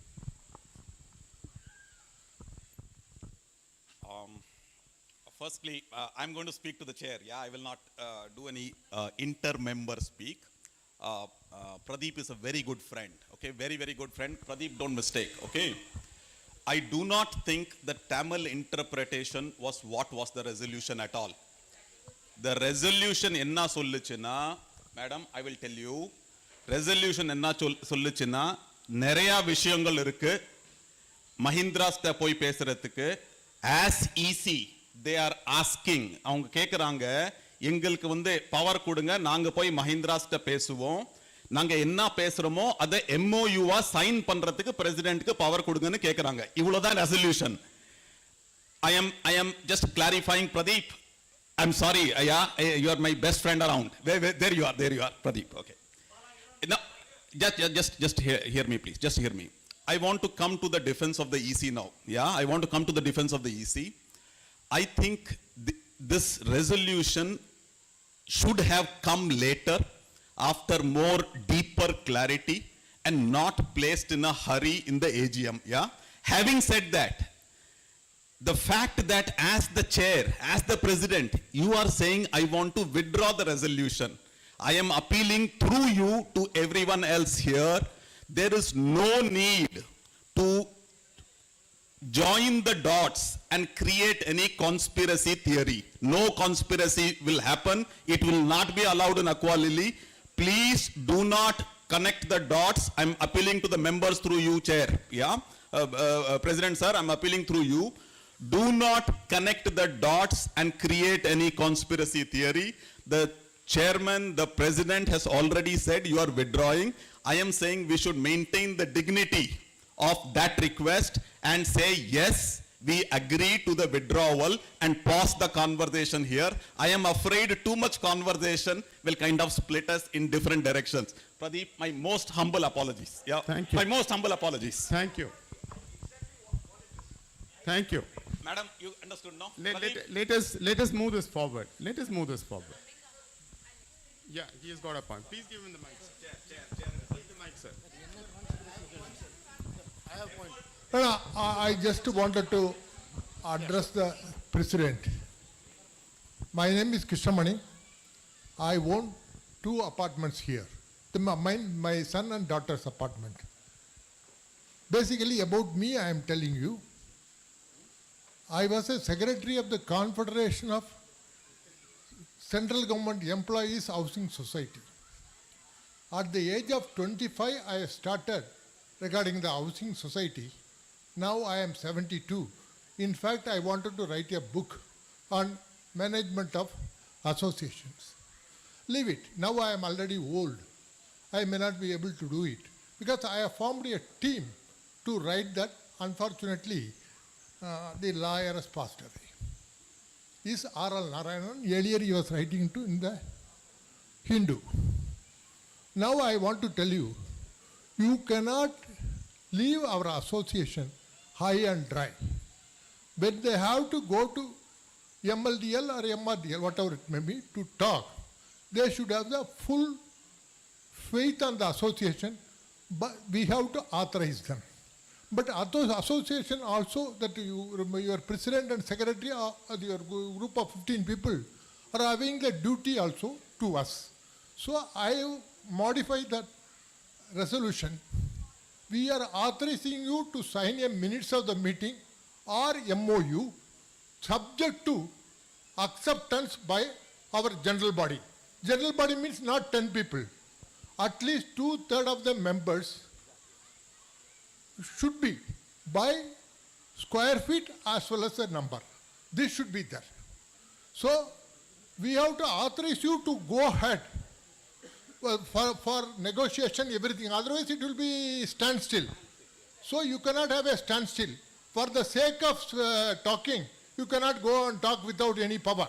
So you are having a power to sign an MOU with a rider.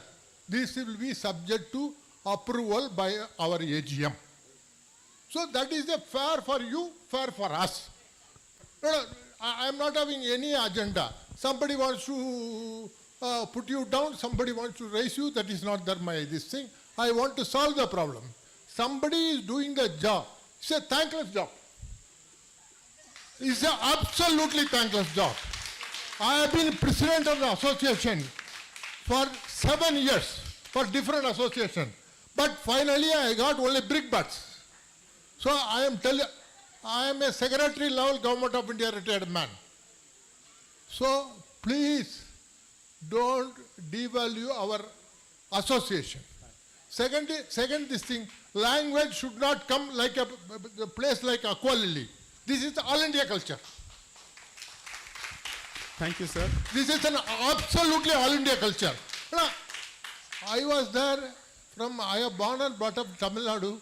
30 years I am outside of Tamil Nadu. At the time I managed Hindi, Oriya, Telugu, everything. Every association we will face a problem only. So any language, if they want to get the clarification. I am not able to understand. We cannot force an association member. We cannot force all the people to be elected only Tamils. So let us not create any language barrier here, because we have signed a memorandum, we have signed all the deeds only in English. So it will be only in English. धन्यवाद साहब, आप जो कहानी कहे हैं आप, ये बहुत महत्वपूर्ण कहानी है। और अगर आपको खाली एक लैंग्वेज में बात करना है तो मुझे हिंदी में भी बात करनी आती है, मैं बात करूं, पर वो सब्जेक्ट अब नहीं है। सब्जेक्ट का डिस्कशन होता है इंग्लिश में और हो रहा है इंग्लिश में। अगर आपको कुछ अनुवाद चाहिए तो मैं दे सकता हूं, इसमें कोई कमी नहीं है, ठीक है। If you want me to talk this in Kannada, ಮಾನ್ಯವರೇ ನಾನು ಹೇಳ್ಬೋದು, ಇದು ನಾನು ಹೇಳೋದಕ್ಕೆ ಏನು ಇದಿಲ್ಲ, ನನಗೆ ನಾನು ಟ್ರಾನ್ಸ್ಲೇಟ್ ಮಾಡಿಕೊಡ್ತೀನಿ ನಿಮಗೆ, ಇದರಲ್ಲಿ ಏನು ಪ್ರಾಬ್ಲಮ್ ಇಲ್ಲ. ಬಟ್ ಹಾಗೆ there is an official way that we are conducting this thing. So I am not trying to hide behind anything. I can, there is no problem. But once I said this, please remember, we have a multicultural. I'll have to translate a Malayalam, a Hindi, a Kannada, possibly different sects of Hindi. I don't know, so I'm seeking your pardon. Language, let's keep it out, as sir said. I'm so thankful, sir. Something has gone around, but Jay sir has been waiting. Sir, if you give me a minute. Sure, sir. If you just, Jay sir, because he's been waiting for some time. We'll take his question, I'll come back to you, sir. Sir, first of all, thank you for giving the opportunity, and I think this kind of debate has always welcome, where people do have their voices and people raise it. And I think finally what happens at the end is very important. You wanted the resolution to be withdrawn and and either withdraw or defer it. That should not be intention. Two reasons. One is, it's not only this point. When you are talking to MRDL, you did mention about corpus also, right? That was also part of it. So the resolution, if at all, is to be passed. One is on all other matters other than this matter, which talks about the land, which is very clearly, this gentleman, Mr. Krishnamani, he did say that any understanding reached with MWCA should be very clearly stating that it is subject to the AGM clearing it with 2/3 or whatever it is. On all other matters, which are legacy matters, you already authorized, you are already continuing discussion. So if you want to have the resolution passed, have this voted in a way on those matters which are not contentious, there is absolutely no issue. On this contentious matter, you'll continue to have dialogue. The MOU has to be recorded because what is discussed with them has to be recorded in the MOU, signed off, but you have to say if you're accepting anything, or you can say you have to get back to the AGM unless and I have 2/3 of the approval of the AGM. Specifically in that context, you will not go ahead and do anything. That must be recorded and that should put across everything. And I don't want to talk about language because all of us understand language, it should not be an issue at all. Thank you, sir. Thank you, JS. Yes, sir. Please hand him over.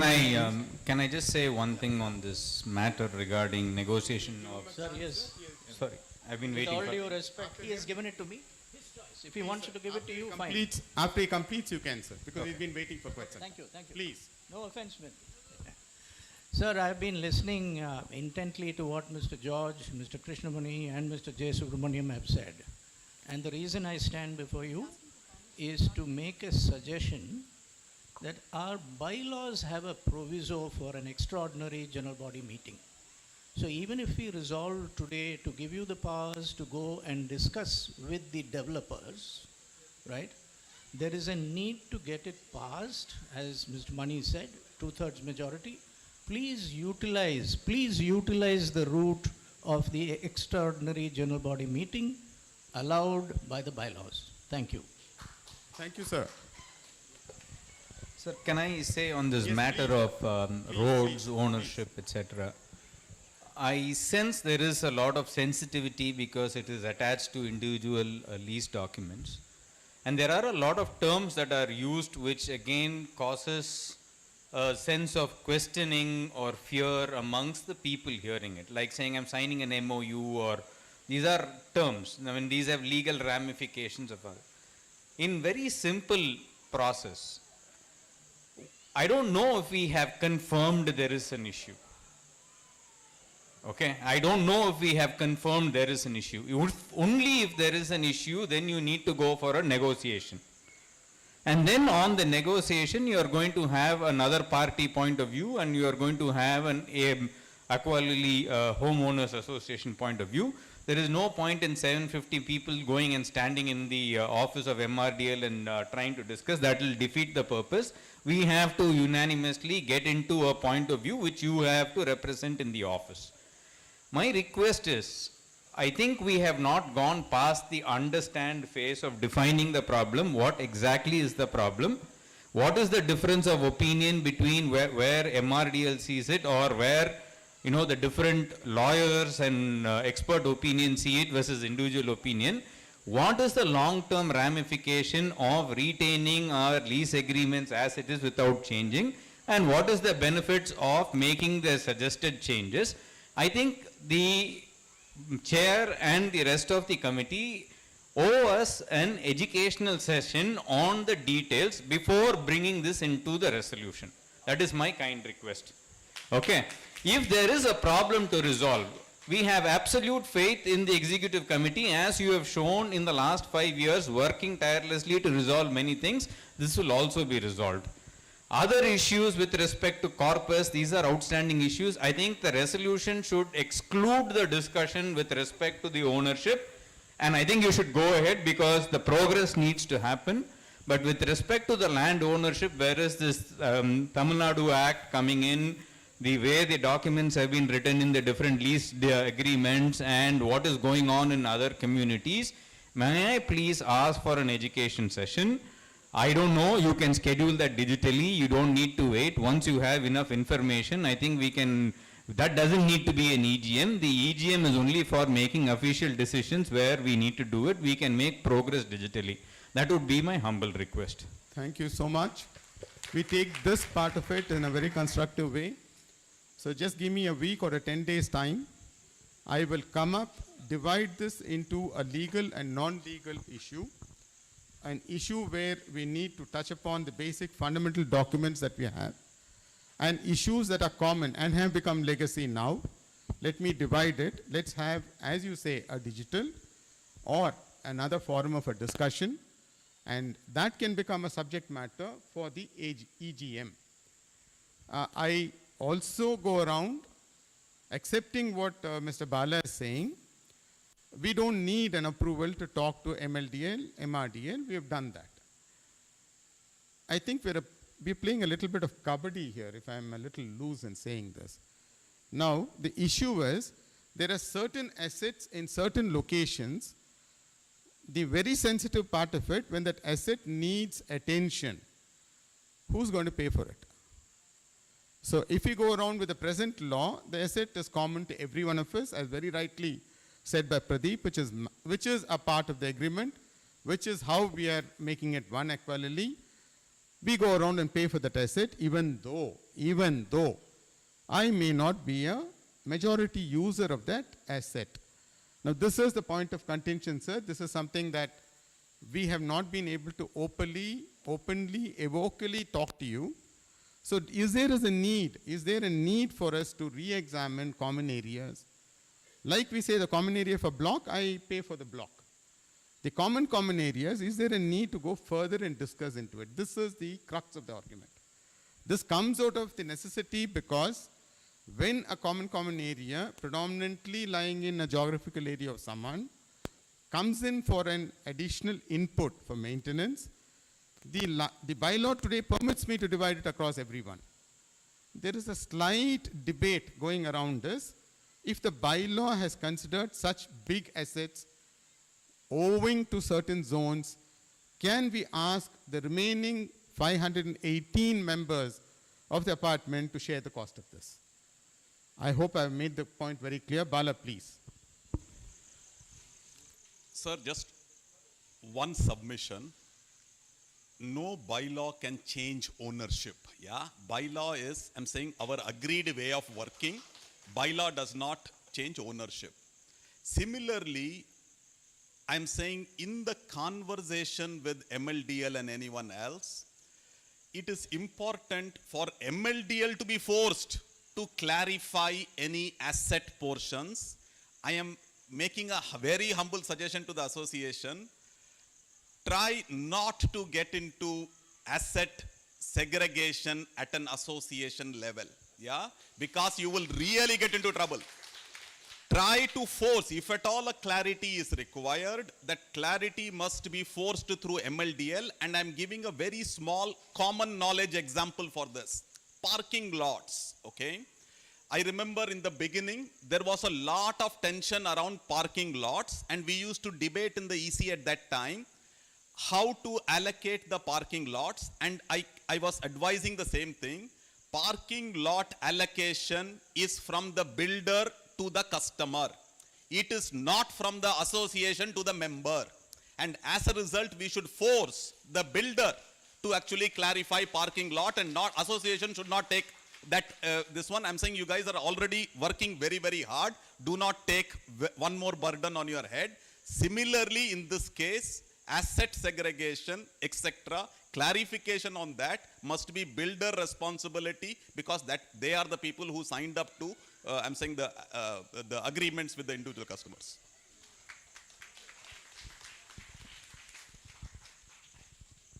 Thank you, Bala. Point well taken. So yeah, sir, please, Mohan, sir. I would like to clarify the ownership is a different topic and the liability to pay maintenance are two separate things. Let me be very firm on this. As per the Act, the various sections of the Tamil Nadu Apartment Owners Act and several judgments and inputs from various legal advice that is available on the internet and on the public domain, let me clarify. The ownership and paying for the maintenance are two different topics. They are not to be clubbed here. Even now, the current model, within a zone, there is zone common. The zone pays for the common assets. Any maintenance, regular maintenance or capital expenditure in your respective zone is paid for by the respective zone. It is not paid for by the 769 people. Hope this clarifies that the maintenance and the ownership are two different points.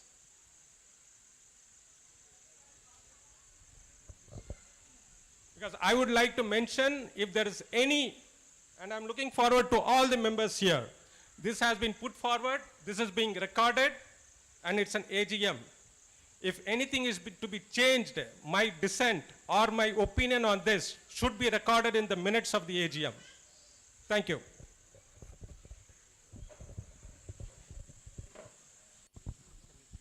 Thank you, sir. I think we take the last question and we close this subject. I have something to move on.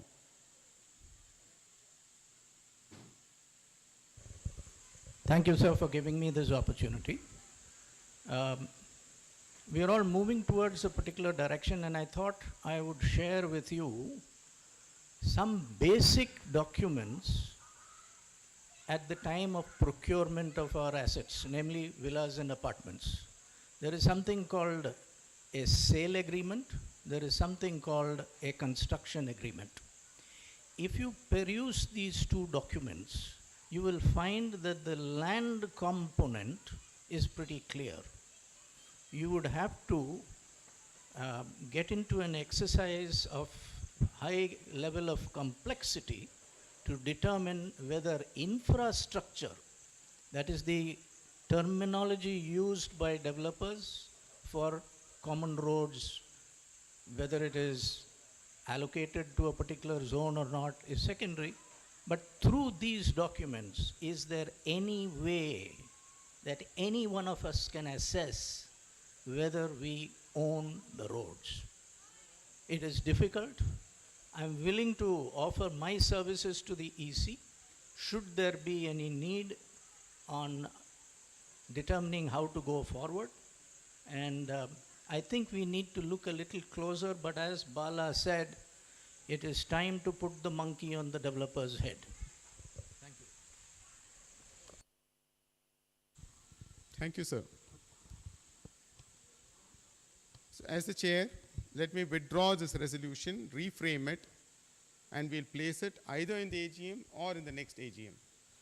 By that time, let me take the clues of Pradeep, let me take the clues of Bala, let me take the clues of Mohan, let me take the clues of Ashoka, sir, and all the other members who have given me inputs in clearly trying to segregate between an asset and what has already been handed over this and the legacy issues that are accompanying it.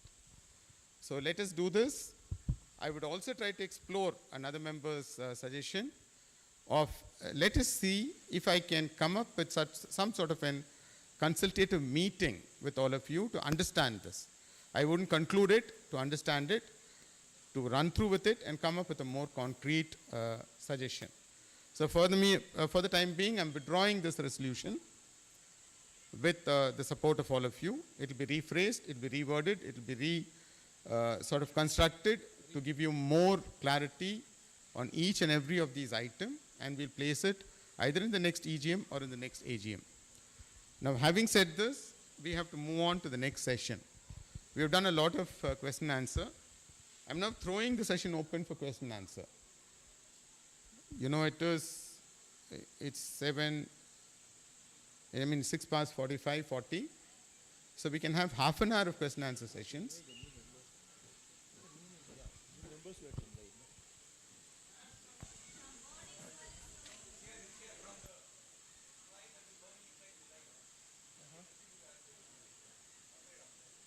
Yes, Mr. Mohan.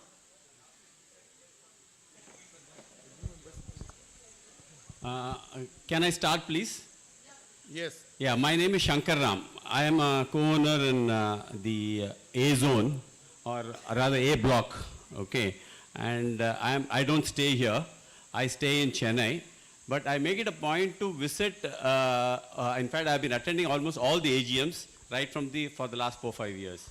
In fact, I was very active in the initial part of when the association was, before the association was formed. And therefore, I have quite a few friends. And I always used to think that this AQUALILY is a wonderful sort of a community where there's so much of understanding, a sort of empathy, a sort of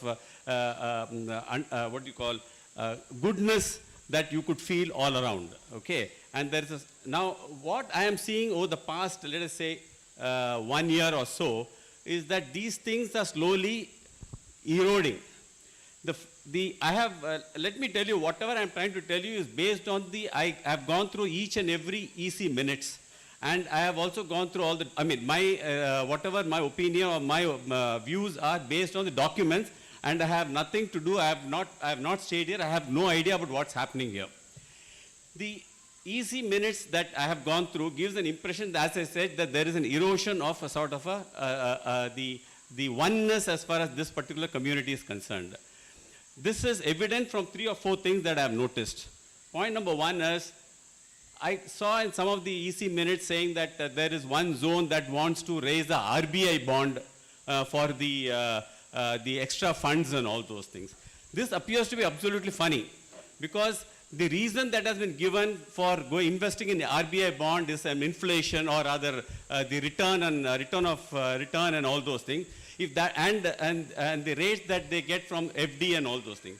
If that is applicable for one zone, it's applicable for all zones. There is no one inflation for one zone and one inflation for another zone. It's all common. Therefore, easy approving that particular point appeared to be a sort of a very funny thing, because obviously this should be, the way that it should have taken is that all the zones should be considered into consideration and taken into consideration before rather passing agreeing to such a thing. The second thing that I noticed was that even now I see that there is no representation from the E zone, the new zone that this thing. I saw in one of the committee meetings that the empowerment committee, the E zone people have walked away. There has been no effort for them to be brought in and taken them into consensus. There is again a split there. Third is, I think the same zone is talking about, let us say, what is called collecting money. They are collecting money on their own, sending legal notice to association. All these are signs of what you say as trust. Trust doesn't seem to be there. There is no trust. In fact, I feel that the board, the committee, or the EC, whatever you call, they have to step down and then get into understand, leave aside all these, the ego and all those things. Go to the E zone, talk to them. That the gentleman last year who filed a case, you should go there and find out what it is. In fact, the president was saying, or rather the secretary was mentioning that we are asking them to come. Why are you asking them to come? You go to them. You are not going to them, but keep on asking them to come. It's not going to work. You have to go to them, find out what the problem is, and then try to address it and see that this community is a one unity, is a one community. So that's number one. The second thing that I would rather like to do is your point relating to, in fact, one of the committee meetings, the EC meeting, there is a reference about, in fact, even the point was raised about changing the system, the financial system. I think the treasurer was mentioning about it. What's wrong with the existing system? Existing system has been working for the last 4-5 years. Again, I'm quoting what the EC was mentioned, the EC minutes is mentioning. In order to help the auditors, in order to help the authorities, we are switching over to a system. No, you don't switch over a system to help somebody else. You have to do a system to help yourself. You have to see how the system is working. This system has been evolved over a period of 4-5 years, taking all the minor points into consideration about the complications of this particular, this community. You have the interest to be allocated, the expenses in various forms to be allocated. Can you make it a little sharp? We have other questions. You may have, but let me complete. I've come here all the way from Chennai to talk about this. Please. Okay. It's a request, please. No, it may be a request, but let me complete whatever I want to say. Okay. So therefore, and secondly, the most important thing as a package is concerned, changing the package is concerned, is tally and all those things are fine. In fact, I've also worked in all these accounts. In fact, for your information, I'm a professional accountant. Okay, I've headed the organization in audit and this thing. I'm telling you that switching over from one system to another system has a lot of complications. Now, in one of your EC meetings, you are mentioned that all these aspects of the requirements of the old system will be ensured in the new system. It is not as easy as has been mentioned there.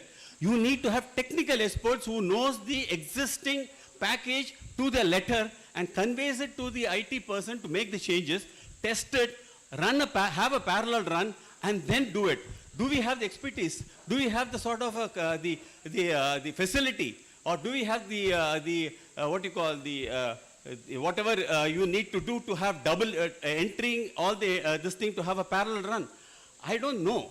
In fact, these are things that you people should understand and take a calculated decision as to whether we need to change a system just because we want to please the auditors, just because we want to help the auditors. You have to do something. This system appears to be an absolutely very well laid out system. Okay, let me come to the final point. The final point is something to do with what the President was speaking about, the action taken report. The action taken report apparently doesn't cover 2 points. One of the points is relating, which appears to be an exact repetition of what was in the agenda in the last meeting. The last meeting, there was an agenda which says that they will discuss everything with MLDL. But there is no mention about that action in the action taken report. The same agenda seems to be appearing in this particular meeting also. And the last point is, in the other action taken in the last meeting, if I remember right, President resigned, and he also mentioned that 2 other people will resign over in the next few months or whatever it is. How is it that, on what authority, I don't know, are these people continuing? Obviously, like the other gentleman was mentioning, there is the EC meeting which says that they let them continue for some more period because of the difficulties.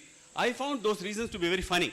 Having made a decision to resign, having made a decision that they will be no longer acting as the president or the secretary or the treasurer, the EC has no right to appoint them further.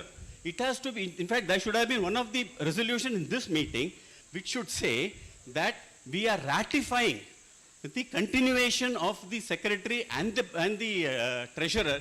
That resolution is required, and that has to be approved by the general body meeting for ratifying their continuation. The EC does not have an authority over and above the AGM. Therefore, I would request you to kindly have a relook at, put up a resolution for ratifying the continuation of the treasurer and the secretary. And number 2, have a relook or a revisit of those points, especially whether you need to definitely change the system, whether it's going to be ADA to MyGate or these are all operating issues, but I just want to caution you that you have to please take adequate precautions before you make any changes. Thank you. Thank you so much. Thank you so much. The simple answer to this could be a 1 point, trust in us. After all, we are not sitting here and making a wild statement that we will go and invest one particular zone's fund into one particular sovereign bond. This is an alternative way of looking at an investment, and that doesn't apply to one. For your very kind information, no zone-specific investment is there. Everything is pushed together as one corpus, divided and parked in 5 FDs.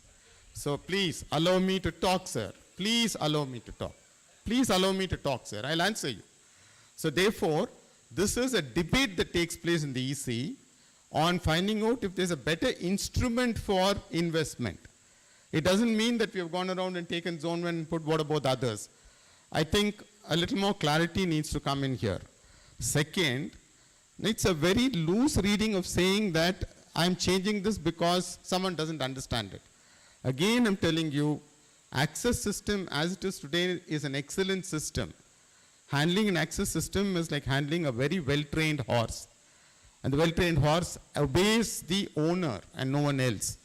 So this access system, when I say I want the visibility to an auditor or to another agency, I'm saying they don't understand access system.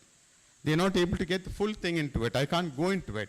So for that I need an expert. Well, the solution is we develop experts. We develop experts and we're able to do it. So we are looking at a commercial system which is available where many people are there in the market who can handle the system. You're very well in saying this, and please trust us, sir. Many of us are technical people. Many of us have spent years trying to go around changing systems. When we migrate, we will go through an hand-holding phase. We'll go to verification phase. We'll run both the systems in parallel. And only after the system stabilizes, we'll do it. The timelines are going to be quite high. It's not that tomorrow we're going to change to Tally. I don't want to give this false assurance. Third thing, I'm very happy that you're coming out saying that resolve. Yeah, this is a resolution. We're making a resolution. Come down, I come or you come. Doesn't matter, sir. We come. Let's fix a point. Let's sit down together. Let's understand. And let's go through with this. So we are only stepping forward and saying, let us resolve this. So I take your points in a very constructive way. We are going to resolve all this. We are considering change of system for the benefit of the organization. Should there be any problem, we will go back. I have no shame in going back on my decisions. We will go back. And I am not demeaning access. I accept it, sir. I've understood your point. I've understood your point. But please trust us. We are not 15 dummies sitting here saying that, yes, sir, we also have technical competence and I have a technical team behind me. I've got experts here who can go around and work on this interface. Trust me, sir. Trust me. We all come with years of experience. Trust me, sir. When you make that statement, also please bear in mind that there are a lot of people here who are here to support us. Let's move on to the next question. This is Mohan from Zone 2. I would like to bring up the Empowered Committee was conducted, and I would humbly request Mr. Bala, the past president, to support me in this, because you had documented the statement, heal the hurt. The Empowered Committee was formed. The objective was very clearly written. I'll read the statement. Collaborating in a manner, discuss the cost allocation logic with deep understanding of its complete details, arrive at consensus, and submit a final submission. To whom? To the EC. Yes. Please mention that. This was the mandate given to the Empowered Committee. Yes. Deep understanding of its complete detail. I would like to submit in summary the Empowered Committee. The purpose was defeated in the manner it was closed unilaterally by an individual. I will go point by point on this because this is a serious governance issue. It was approved in the AGM and the previous president, Mr. Bala, had put this to solve the primary concern of a particular zone, wherein the objective of the Empowered Committee was to look at the overall picture of the costing, not just Zone 5. Okay. Okay. So now coming to the conduct of the Empowered Committee, we had total of 7 meetings. 4 meetings happened with Zone 5 participation. Sometime the end of January 2022, Zone 5 withdrew from the committee. And that March 8th, email from the secretary. Okay, EC 43. Dear members of Empowered Committee, attached along is the legal notice, blah, blah. This notice does not change the original mandate of the AGM or the request for closure by March 31st, 2022, as suggested in the earlier minutes. This is for the Empowered Committee. March 23rd, email from Mr. Balachandran Dharmen to EC, sending that he is concluding the Empowered Committee meeting. This point was never discussed in the Empowered Committee, was never communicated. We were part of a WhatsApp group. There were 10 members, 2 from Zone 5 who withdrew. There were 8 members, and there was no consent, no decision. This was an unilateral email sent by one particular member from Zone 1, defeating the whole purpose of the Empowered Committee. Let me go back to the subsequent meetings. March 27th, I sent an email to the EC members, copied to all the members of the Empowered Committee, objecting to the manner in which Empowered Committee was concluded. Members are not informed of this conclusion. Neither. There are first 4 meetings happened up to January, 3 meetings happened, 2 in February and 1 in March. 3 meetings happened. March 27th, I had sent an email to the EC and the Empowered Committee. There was no reply. There was no reply from the secretary or the office bearers or from the EC members. I am speaking as an Empowered Committee member. I have attended every meeting and I have done my due diligence, getting data, supporting with data, with logic. And for your kind information, members, it's a serious governance issue. If you leave this, this will be a precedent. As rightly said, the one AQUALILY will be broken. The spirit of hope, what you're talking, the hope, you have to earn the hope. You have to, one second, please. No reply. May 15th, I get EC number 46, mentions the conclusion of Empowered Committee and 6 changes suggested. My point is, the 5th, 6th and 7th meeting, I had put some recommendations for change, basis some logic, basis some data I had put together. If I am wrong, please explain to me why I am wrong. Instead of this, the EC said, since Zone 5 withdrew from the committee, they are not considering the minutes of meeting from 5, 6 and 7. Now, where is the final report of the Empowered Committee? This is for the members to ponder over. Thank you. The way in which Mr. the EC... Mohan, No. This is serious governance. I understand the seriousness. Mr. No, Mohan. please. Mr. Mohan. I have please, one more. I understand Please, the seriousness. please, Okay, one question. Please listen. I have spent my time reading through every EC minute. So have we. So have we, Mr. Mohan. Listen, Please, listen. One question. When That's the it. AGM agenda was submitted, I had written to Shan and I copied the EC asking where is the agenda for the Empowered Committee. It was a decision taken at the AGM. The final report has to be tabled in the AGM, which is not the case. You have considered only the 4 points. That is also you have documented in one of your EC minutes, saying since Zone 5 withdrew after meeting 4, you are considering only for the decisions in the first 4 meetings. Mr. Bala, would you be able to volunteer and give your job? And here, this is what I'm talking. I would request for a closure at this point. No. Hang on a second. These are serious issues. Me, Mr. Mohan, please. You have said enough.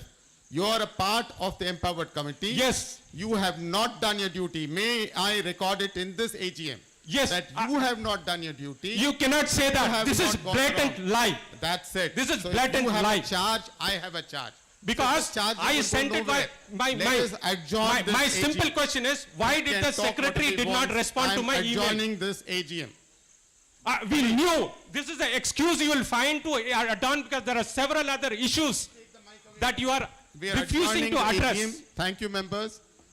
Thank you, members. This has to be recorded in the minutes, and you are opening up a scope for litigation. And the spirit of the AQUALILY, you are by your actions or inactions, you are causing the split here. As the president, I stand agnostic to any zone.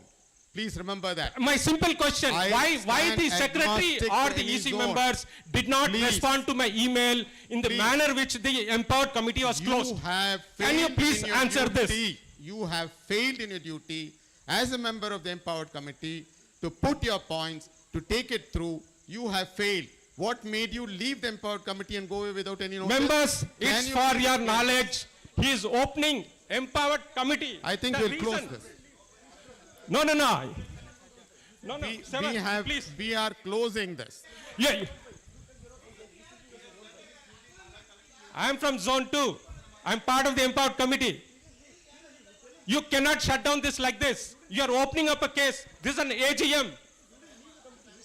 I did not leave the committee. Who said I left the committee? He's from zone 2, not zone 5. He did not leave the committee. The committee was closed unilaterally by one member when he was there till the end. That's what he's trying to say. Please, explain. Sorry, sir. He was not. First of all, let me ask you, He was not why the secretary did not respond to the email in the manner which the committee was closed? Can I get an answer, please? Who closed the committee? Mr. Balachandra Dharmen. And why did he close the committee? That is for you to figure out. That is because you did not come, sir. What? He That is asked because me, you who's did not he? come, sir. Who was he part There of the was committee? No consensus between you and the committee itself.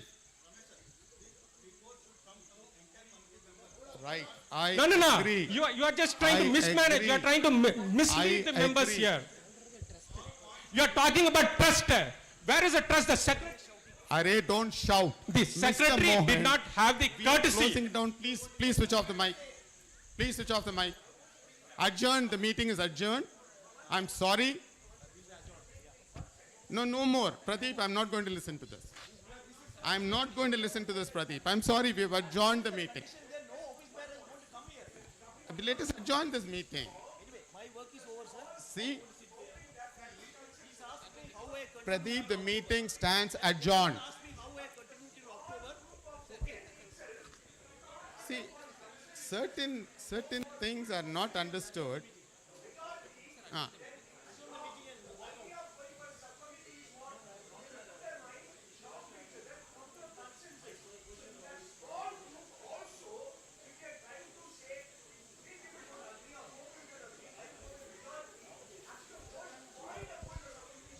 I take your point, Pradeep.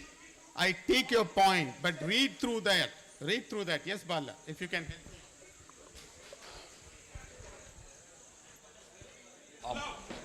Please switch on the mic. No. Hang on a second. Try to speak.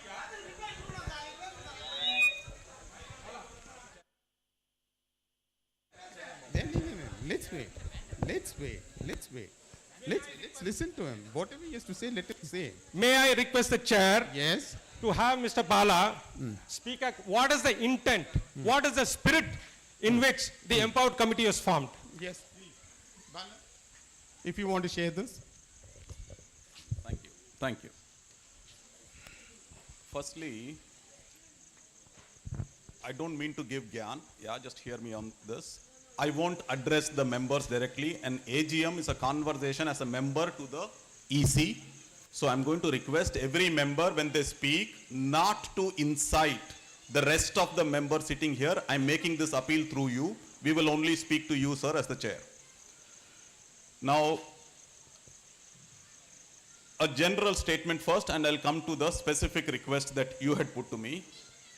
The best association is one which is run in a very boring manner, yeah, by a group of conscientious men and women who carry the trust and confidence of the vast majority.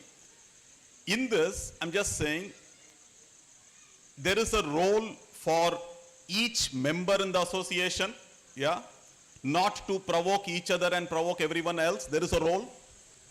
There is a role for EC members, office bearers to kind of steer that, okay? I am sorry to say, I am observing as a member of AQUALILY, we are slowly degenerating not into one AQUALILY, not even into 5 AQUALILYs, which is the 5 zones, right? It appears we are degenerating into 20 AQUALILYs because every zone has now got 4 or 5 groups within. One group spreads a rumor, another group gets provoked, a third group then goes into defense, and a fourth group is sitting silent. Yeah, I'm just saying this is happening across zones. My request through the chair to please not let this groupism happen, whether within the zone or across zones within AQUALILY. So this is point number one. I'm coming back to the empowered committee. The empowered committee is always made in good faith. The assumption is every member in the empowered committee goes in with that level of trust and confidence. In fact, we set it up to say that there will be a chair within the empowered committee. When there is a reference to a gentleman, I'm just using the name, yeah, I apologize. When there is a reference, sir, I am assuming the reference is to the chair of the empowered committee. I don't think anyone outside could have closed the empowered committee without the chair closing the empowered committee. I am assuming that is the sequence of events which happened, and thus, please do not make charges to this extent. Mohan, yeah, one second, I'm speaking to the chair, sir. There is no chair. Mohan, my friend, I'm speaking to the chair. You also speak to the. Yeah. Let me say, first few meetings, the chair proposed was Mr. Sever Kodian from Zone 5 and Mr. Balachandra Dharmen from Zone 1. Mr. Sever Kodian declined to be the chair, and Mr. Balachandra Dharmen said he cannot be the chair. So the meeting was run without a chair.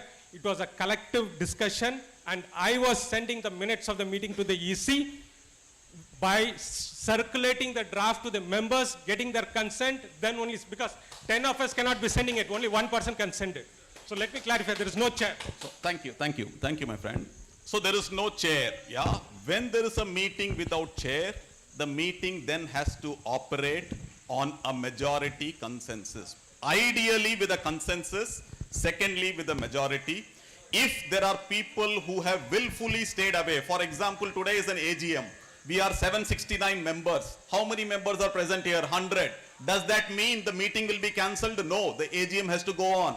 Similarly, an empowered committee with an assumption that there was a quorum in every meeting and fair notice was given for the timing of the meeting. If people stay away, rest of the people in the meeting have a duty to carry forward the meeting conversation and close it in the most amicable manner. If there is differences of opinion, majority rules. Ideally, it should be consensus. Now here, I am making one last statement, yeah, again through the chair to people. I'm saying, the gentleman said, I'm sorry sir, I don't know your name. It is a thankless job, yeah, it is a thankless job. It is very difficult to conduct these kinds of things. My request through you to all members is please do not attack people personally. This is not fair for the 15 people who are sitting there. And I'm going to make one statement about one EC member, Praveen friend, yeah. It is not fair for an EC member to step out of the chair and ask a question to the chairman in this manner. This is not the way AGMs are conducted. Last year, there was a request made to actually get off that dais and sit here. As far as I am concerned, you are accountable as an EC member to me and to all the 769 people. There is no way we should allow an EC member to stand and ask a question to the chair. One last point I want to make. Yeah, one last point I want to make. I also saw in the EC minutes, there are people who have used their official designation to collect money, right? There are people who have used their official designation to collect money. I belong to Zone 1. There is Nirmala ma'am. If she tells me, Bala, pay money, I am collecting money, please deposit into my bank account, I will not do that to her. When the association asks for money, the association, financial powers of the association are with the EC. Only EC is allowed to ask for money. If anyone uses their official position, it is an abuse of power. And I'm going to give you one last example of this abuse of power. And I'm talking about all the members who contributed. I don't even know how many members contributed. I saw in one of the EC minutes, the money that was collected was used to issue legal notice to a person who is not even engaged any longer with AQUALILY. And 10,000 rupees of that collected money was paid to issue that legal notice. Now I'm saying the people who collected the money is using their official position owe an apology for making that error of judgment, Firstly, of collecting money into personal account. Secondly, of using that money in an irresponsible manner to spend 10,000 rupees on a lawyer to give a notice to somebody else who is not even connected. And from what I know, there has been no response to that notice. These people need to realize this is public money, this is members' money. All members are my members, whether you are in zone 1 or zone 5 as one AQUALILY. I don't think it is right to collect money into personal accounts. This is not acceptable.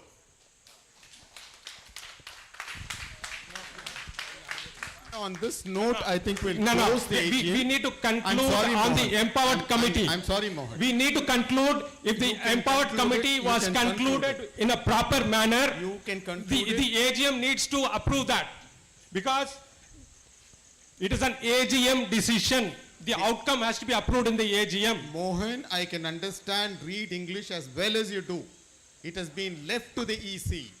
The EC has gone around and placed its recommendations. No, EC The has taken only the recommendations- first Allow 4 me, meetings Mohan. decisions. Allow What me. happened to the remaining The 3? EC has now placed the recommendations to the AGM. I think the circle is complete. Where is the Why are circle? you We saying had that? 7 meetings. Who authorized Mr. Balachandran Dharmen to conclude that meeting? Who That is authorized between that? you and him. You are the co-chairs and chair. Who? Please. They are take not it the out co-chair. there. I am, as the president, agnostic to this. Sorry, we are all members who are very sincere. No, and he was not a co-chair. How can he conclude? Excuse me, sir. Please, Mohan, Excuse I'm me, sir. agnostic to the whole thing. Excuse No, me, sir. hang on a As far second. as I'm So why concerned- the secretary did not respond to my email? I do not want You are talking personal about trust. acquisitions. You are talking about trust. I do not want personal acquisition. No, I copied No. the whole EC. You I sent, copied the whole EC. I you copied the whole sent empowered an- committee. You sent an WhatsApp message and the secretary sent it to you. No, and the secretary's message is there. take this Again, need not again be approved in the AGM for implementation. Mohan, we will take this out of the AGM. Do you understand Discuss. what is this AQUALILY heading for? Where is the trust? Where is the one AQUALILY This spirit? meeting is adjourned, my friends. Good night to all of you. Thank you so much for attending. All that you did last AGM with the 2 spirit was defeated intentionally.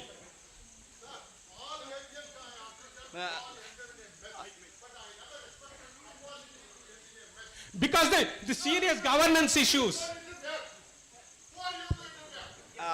Excuse me, sir.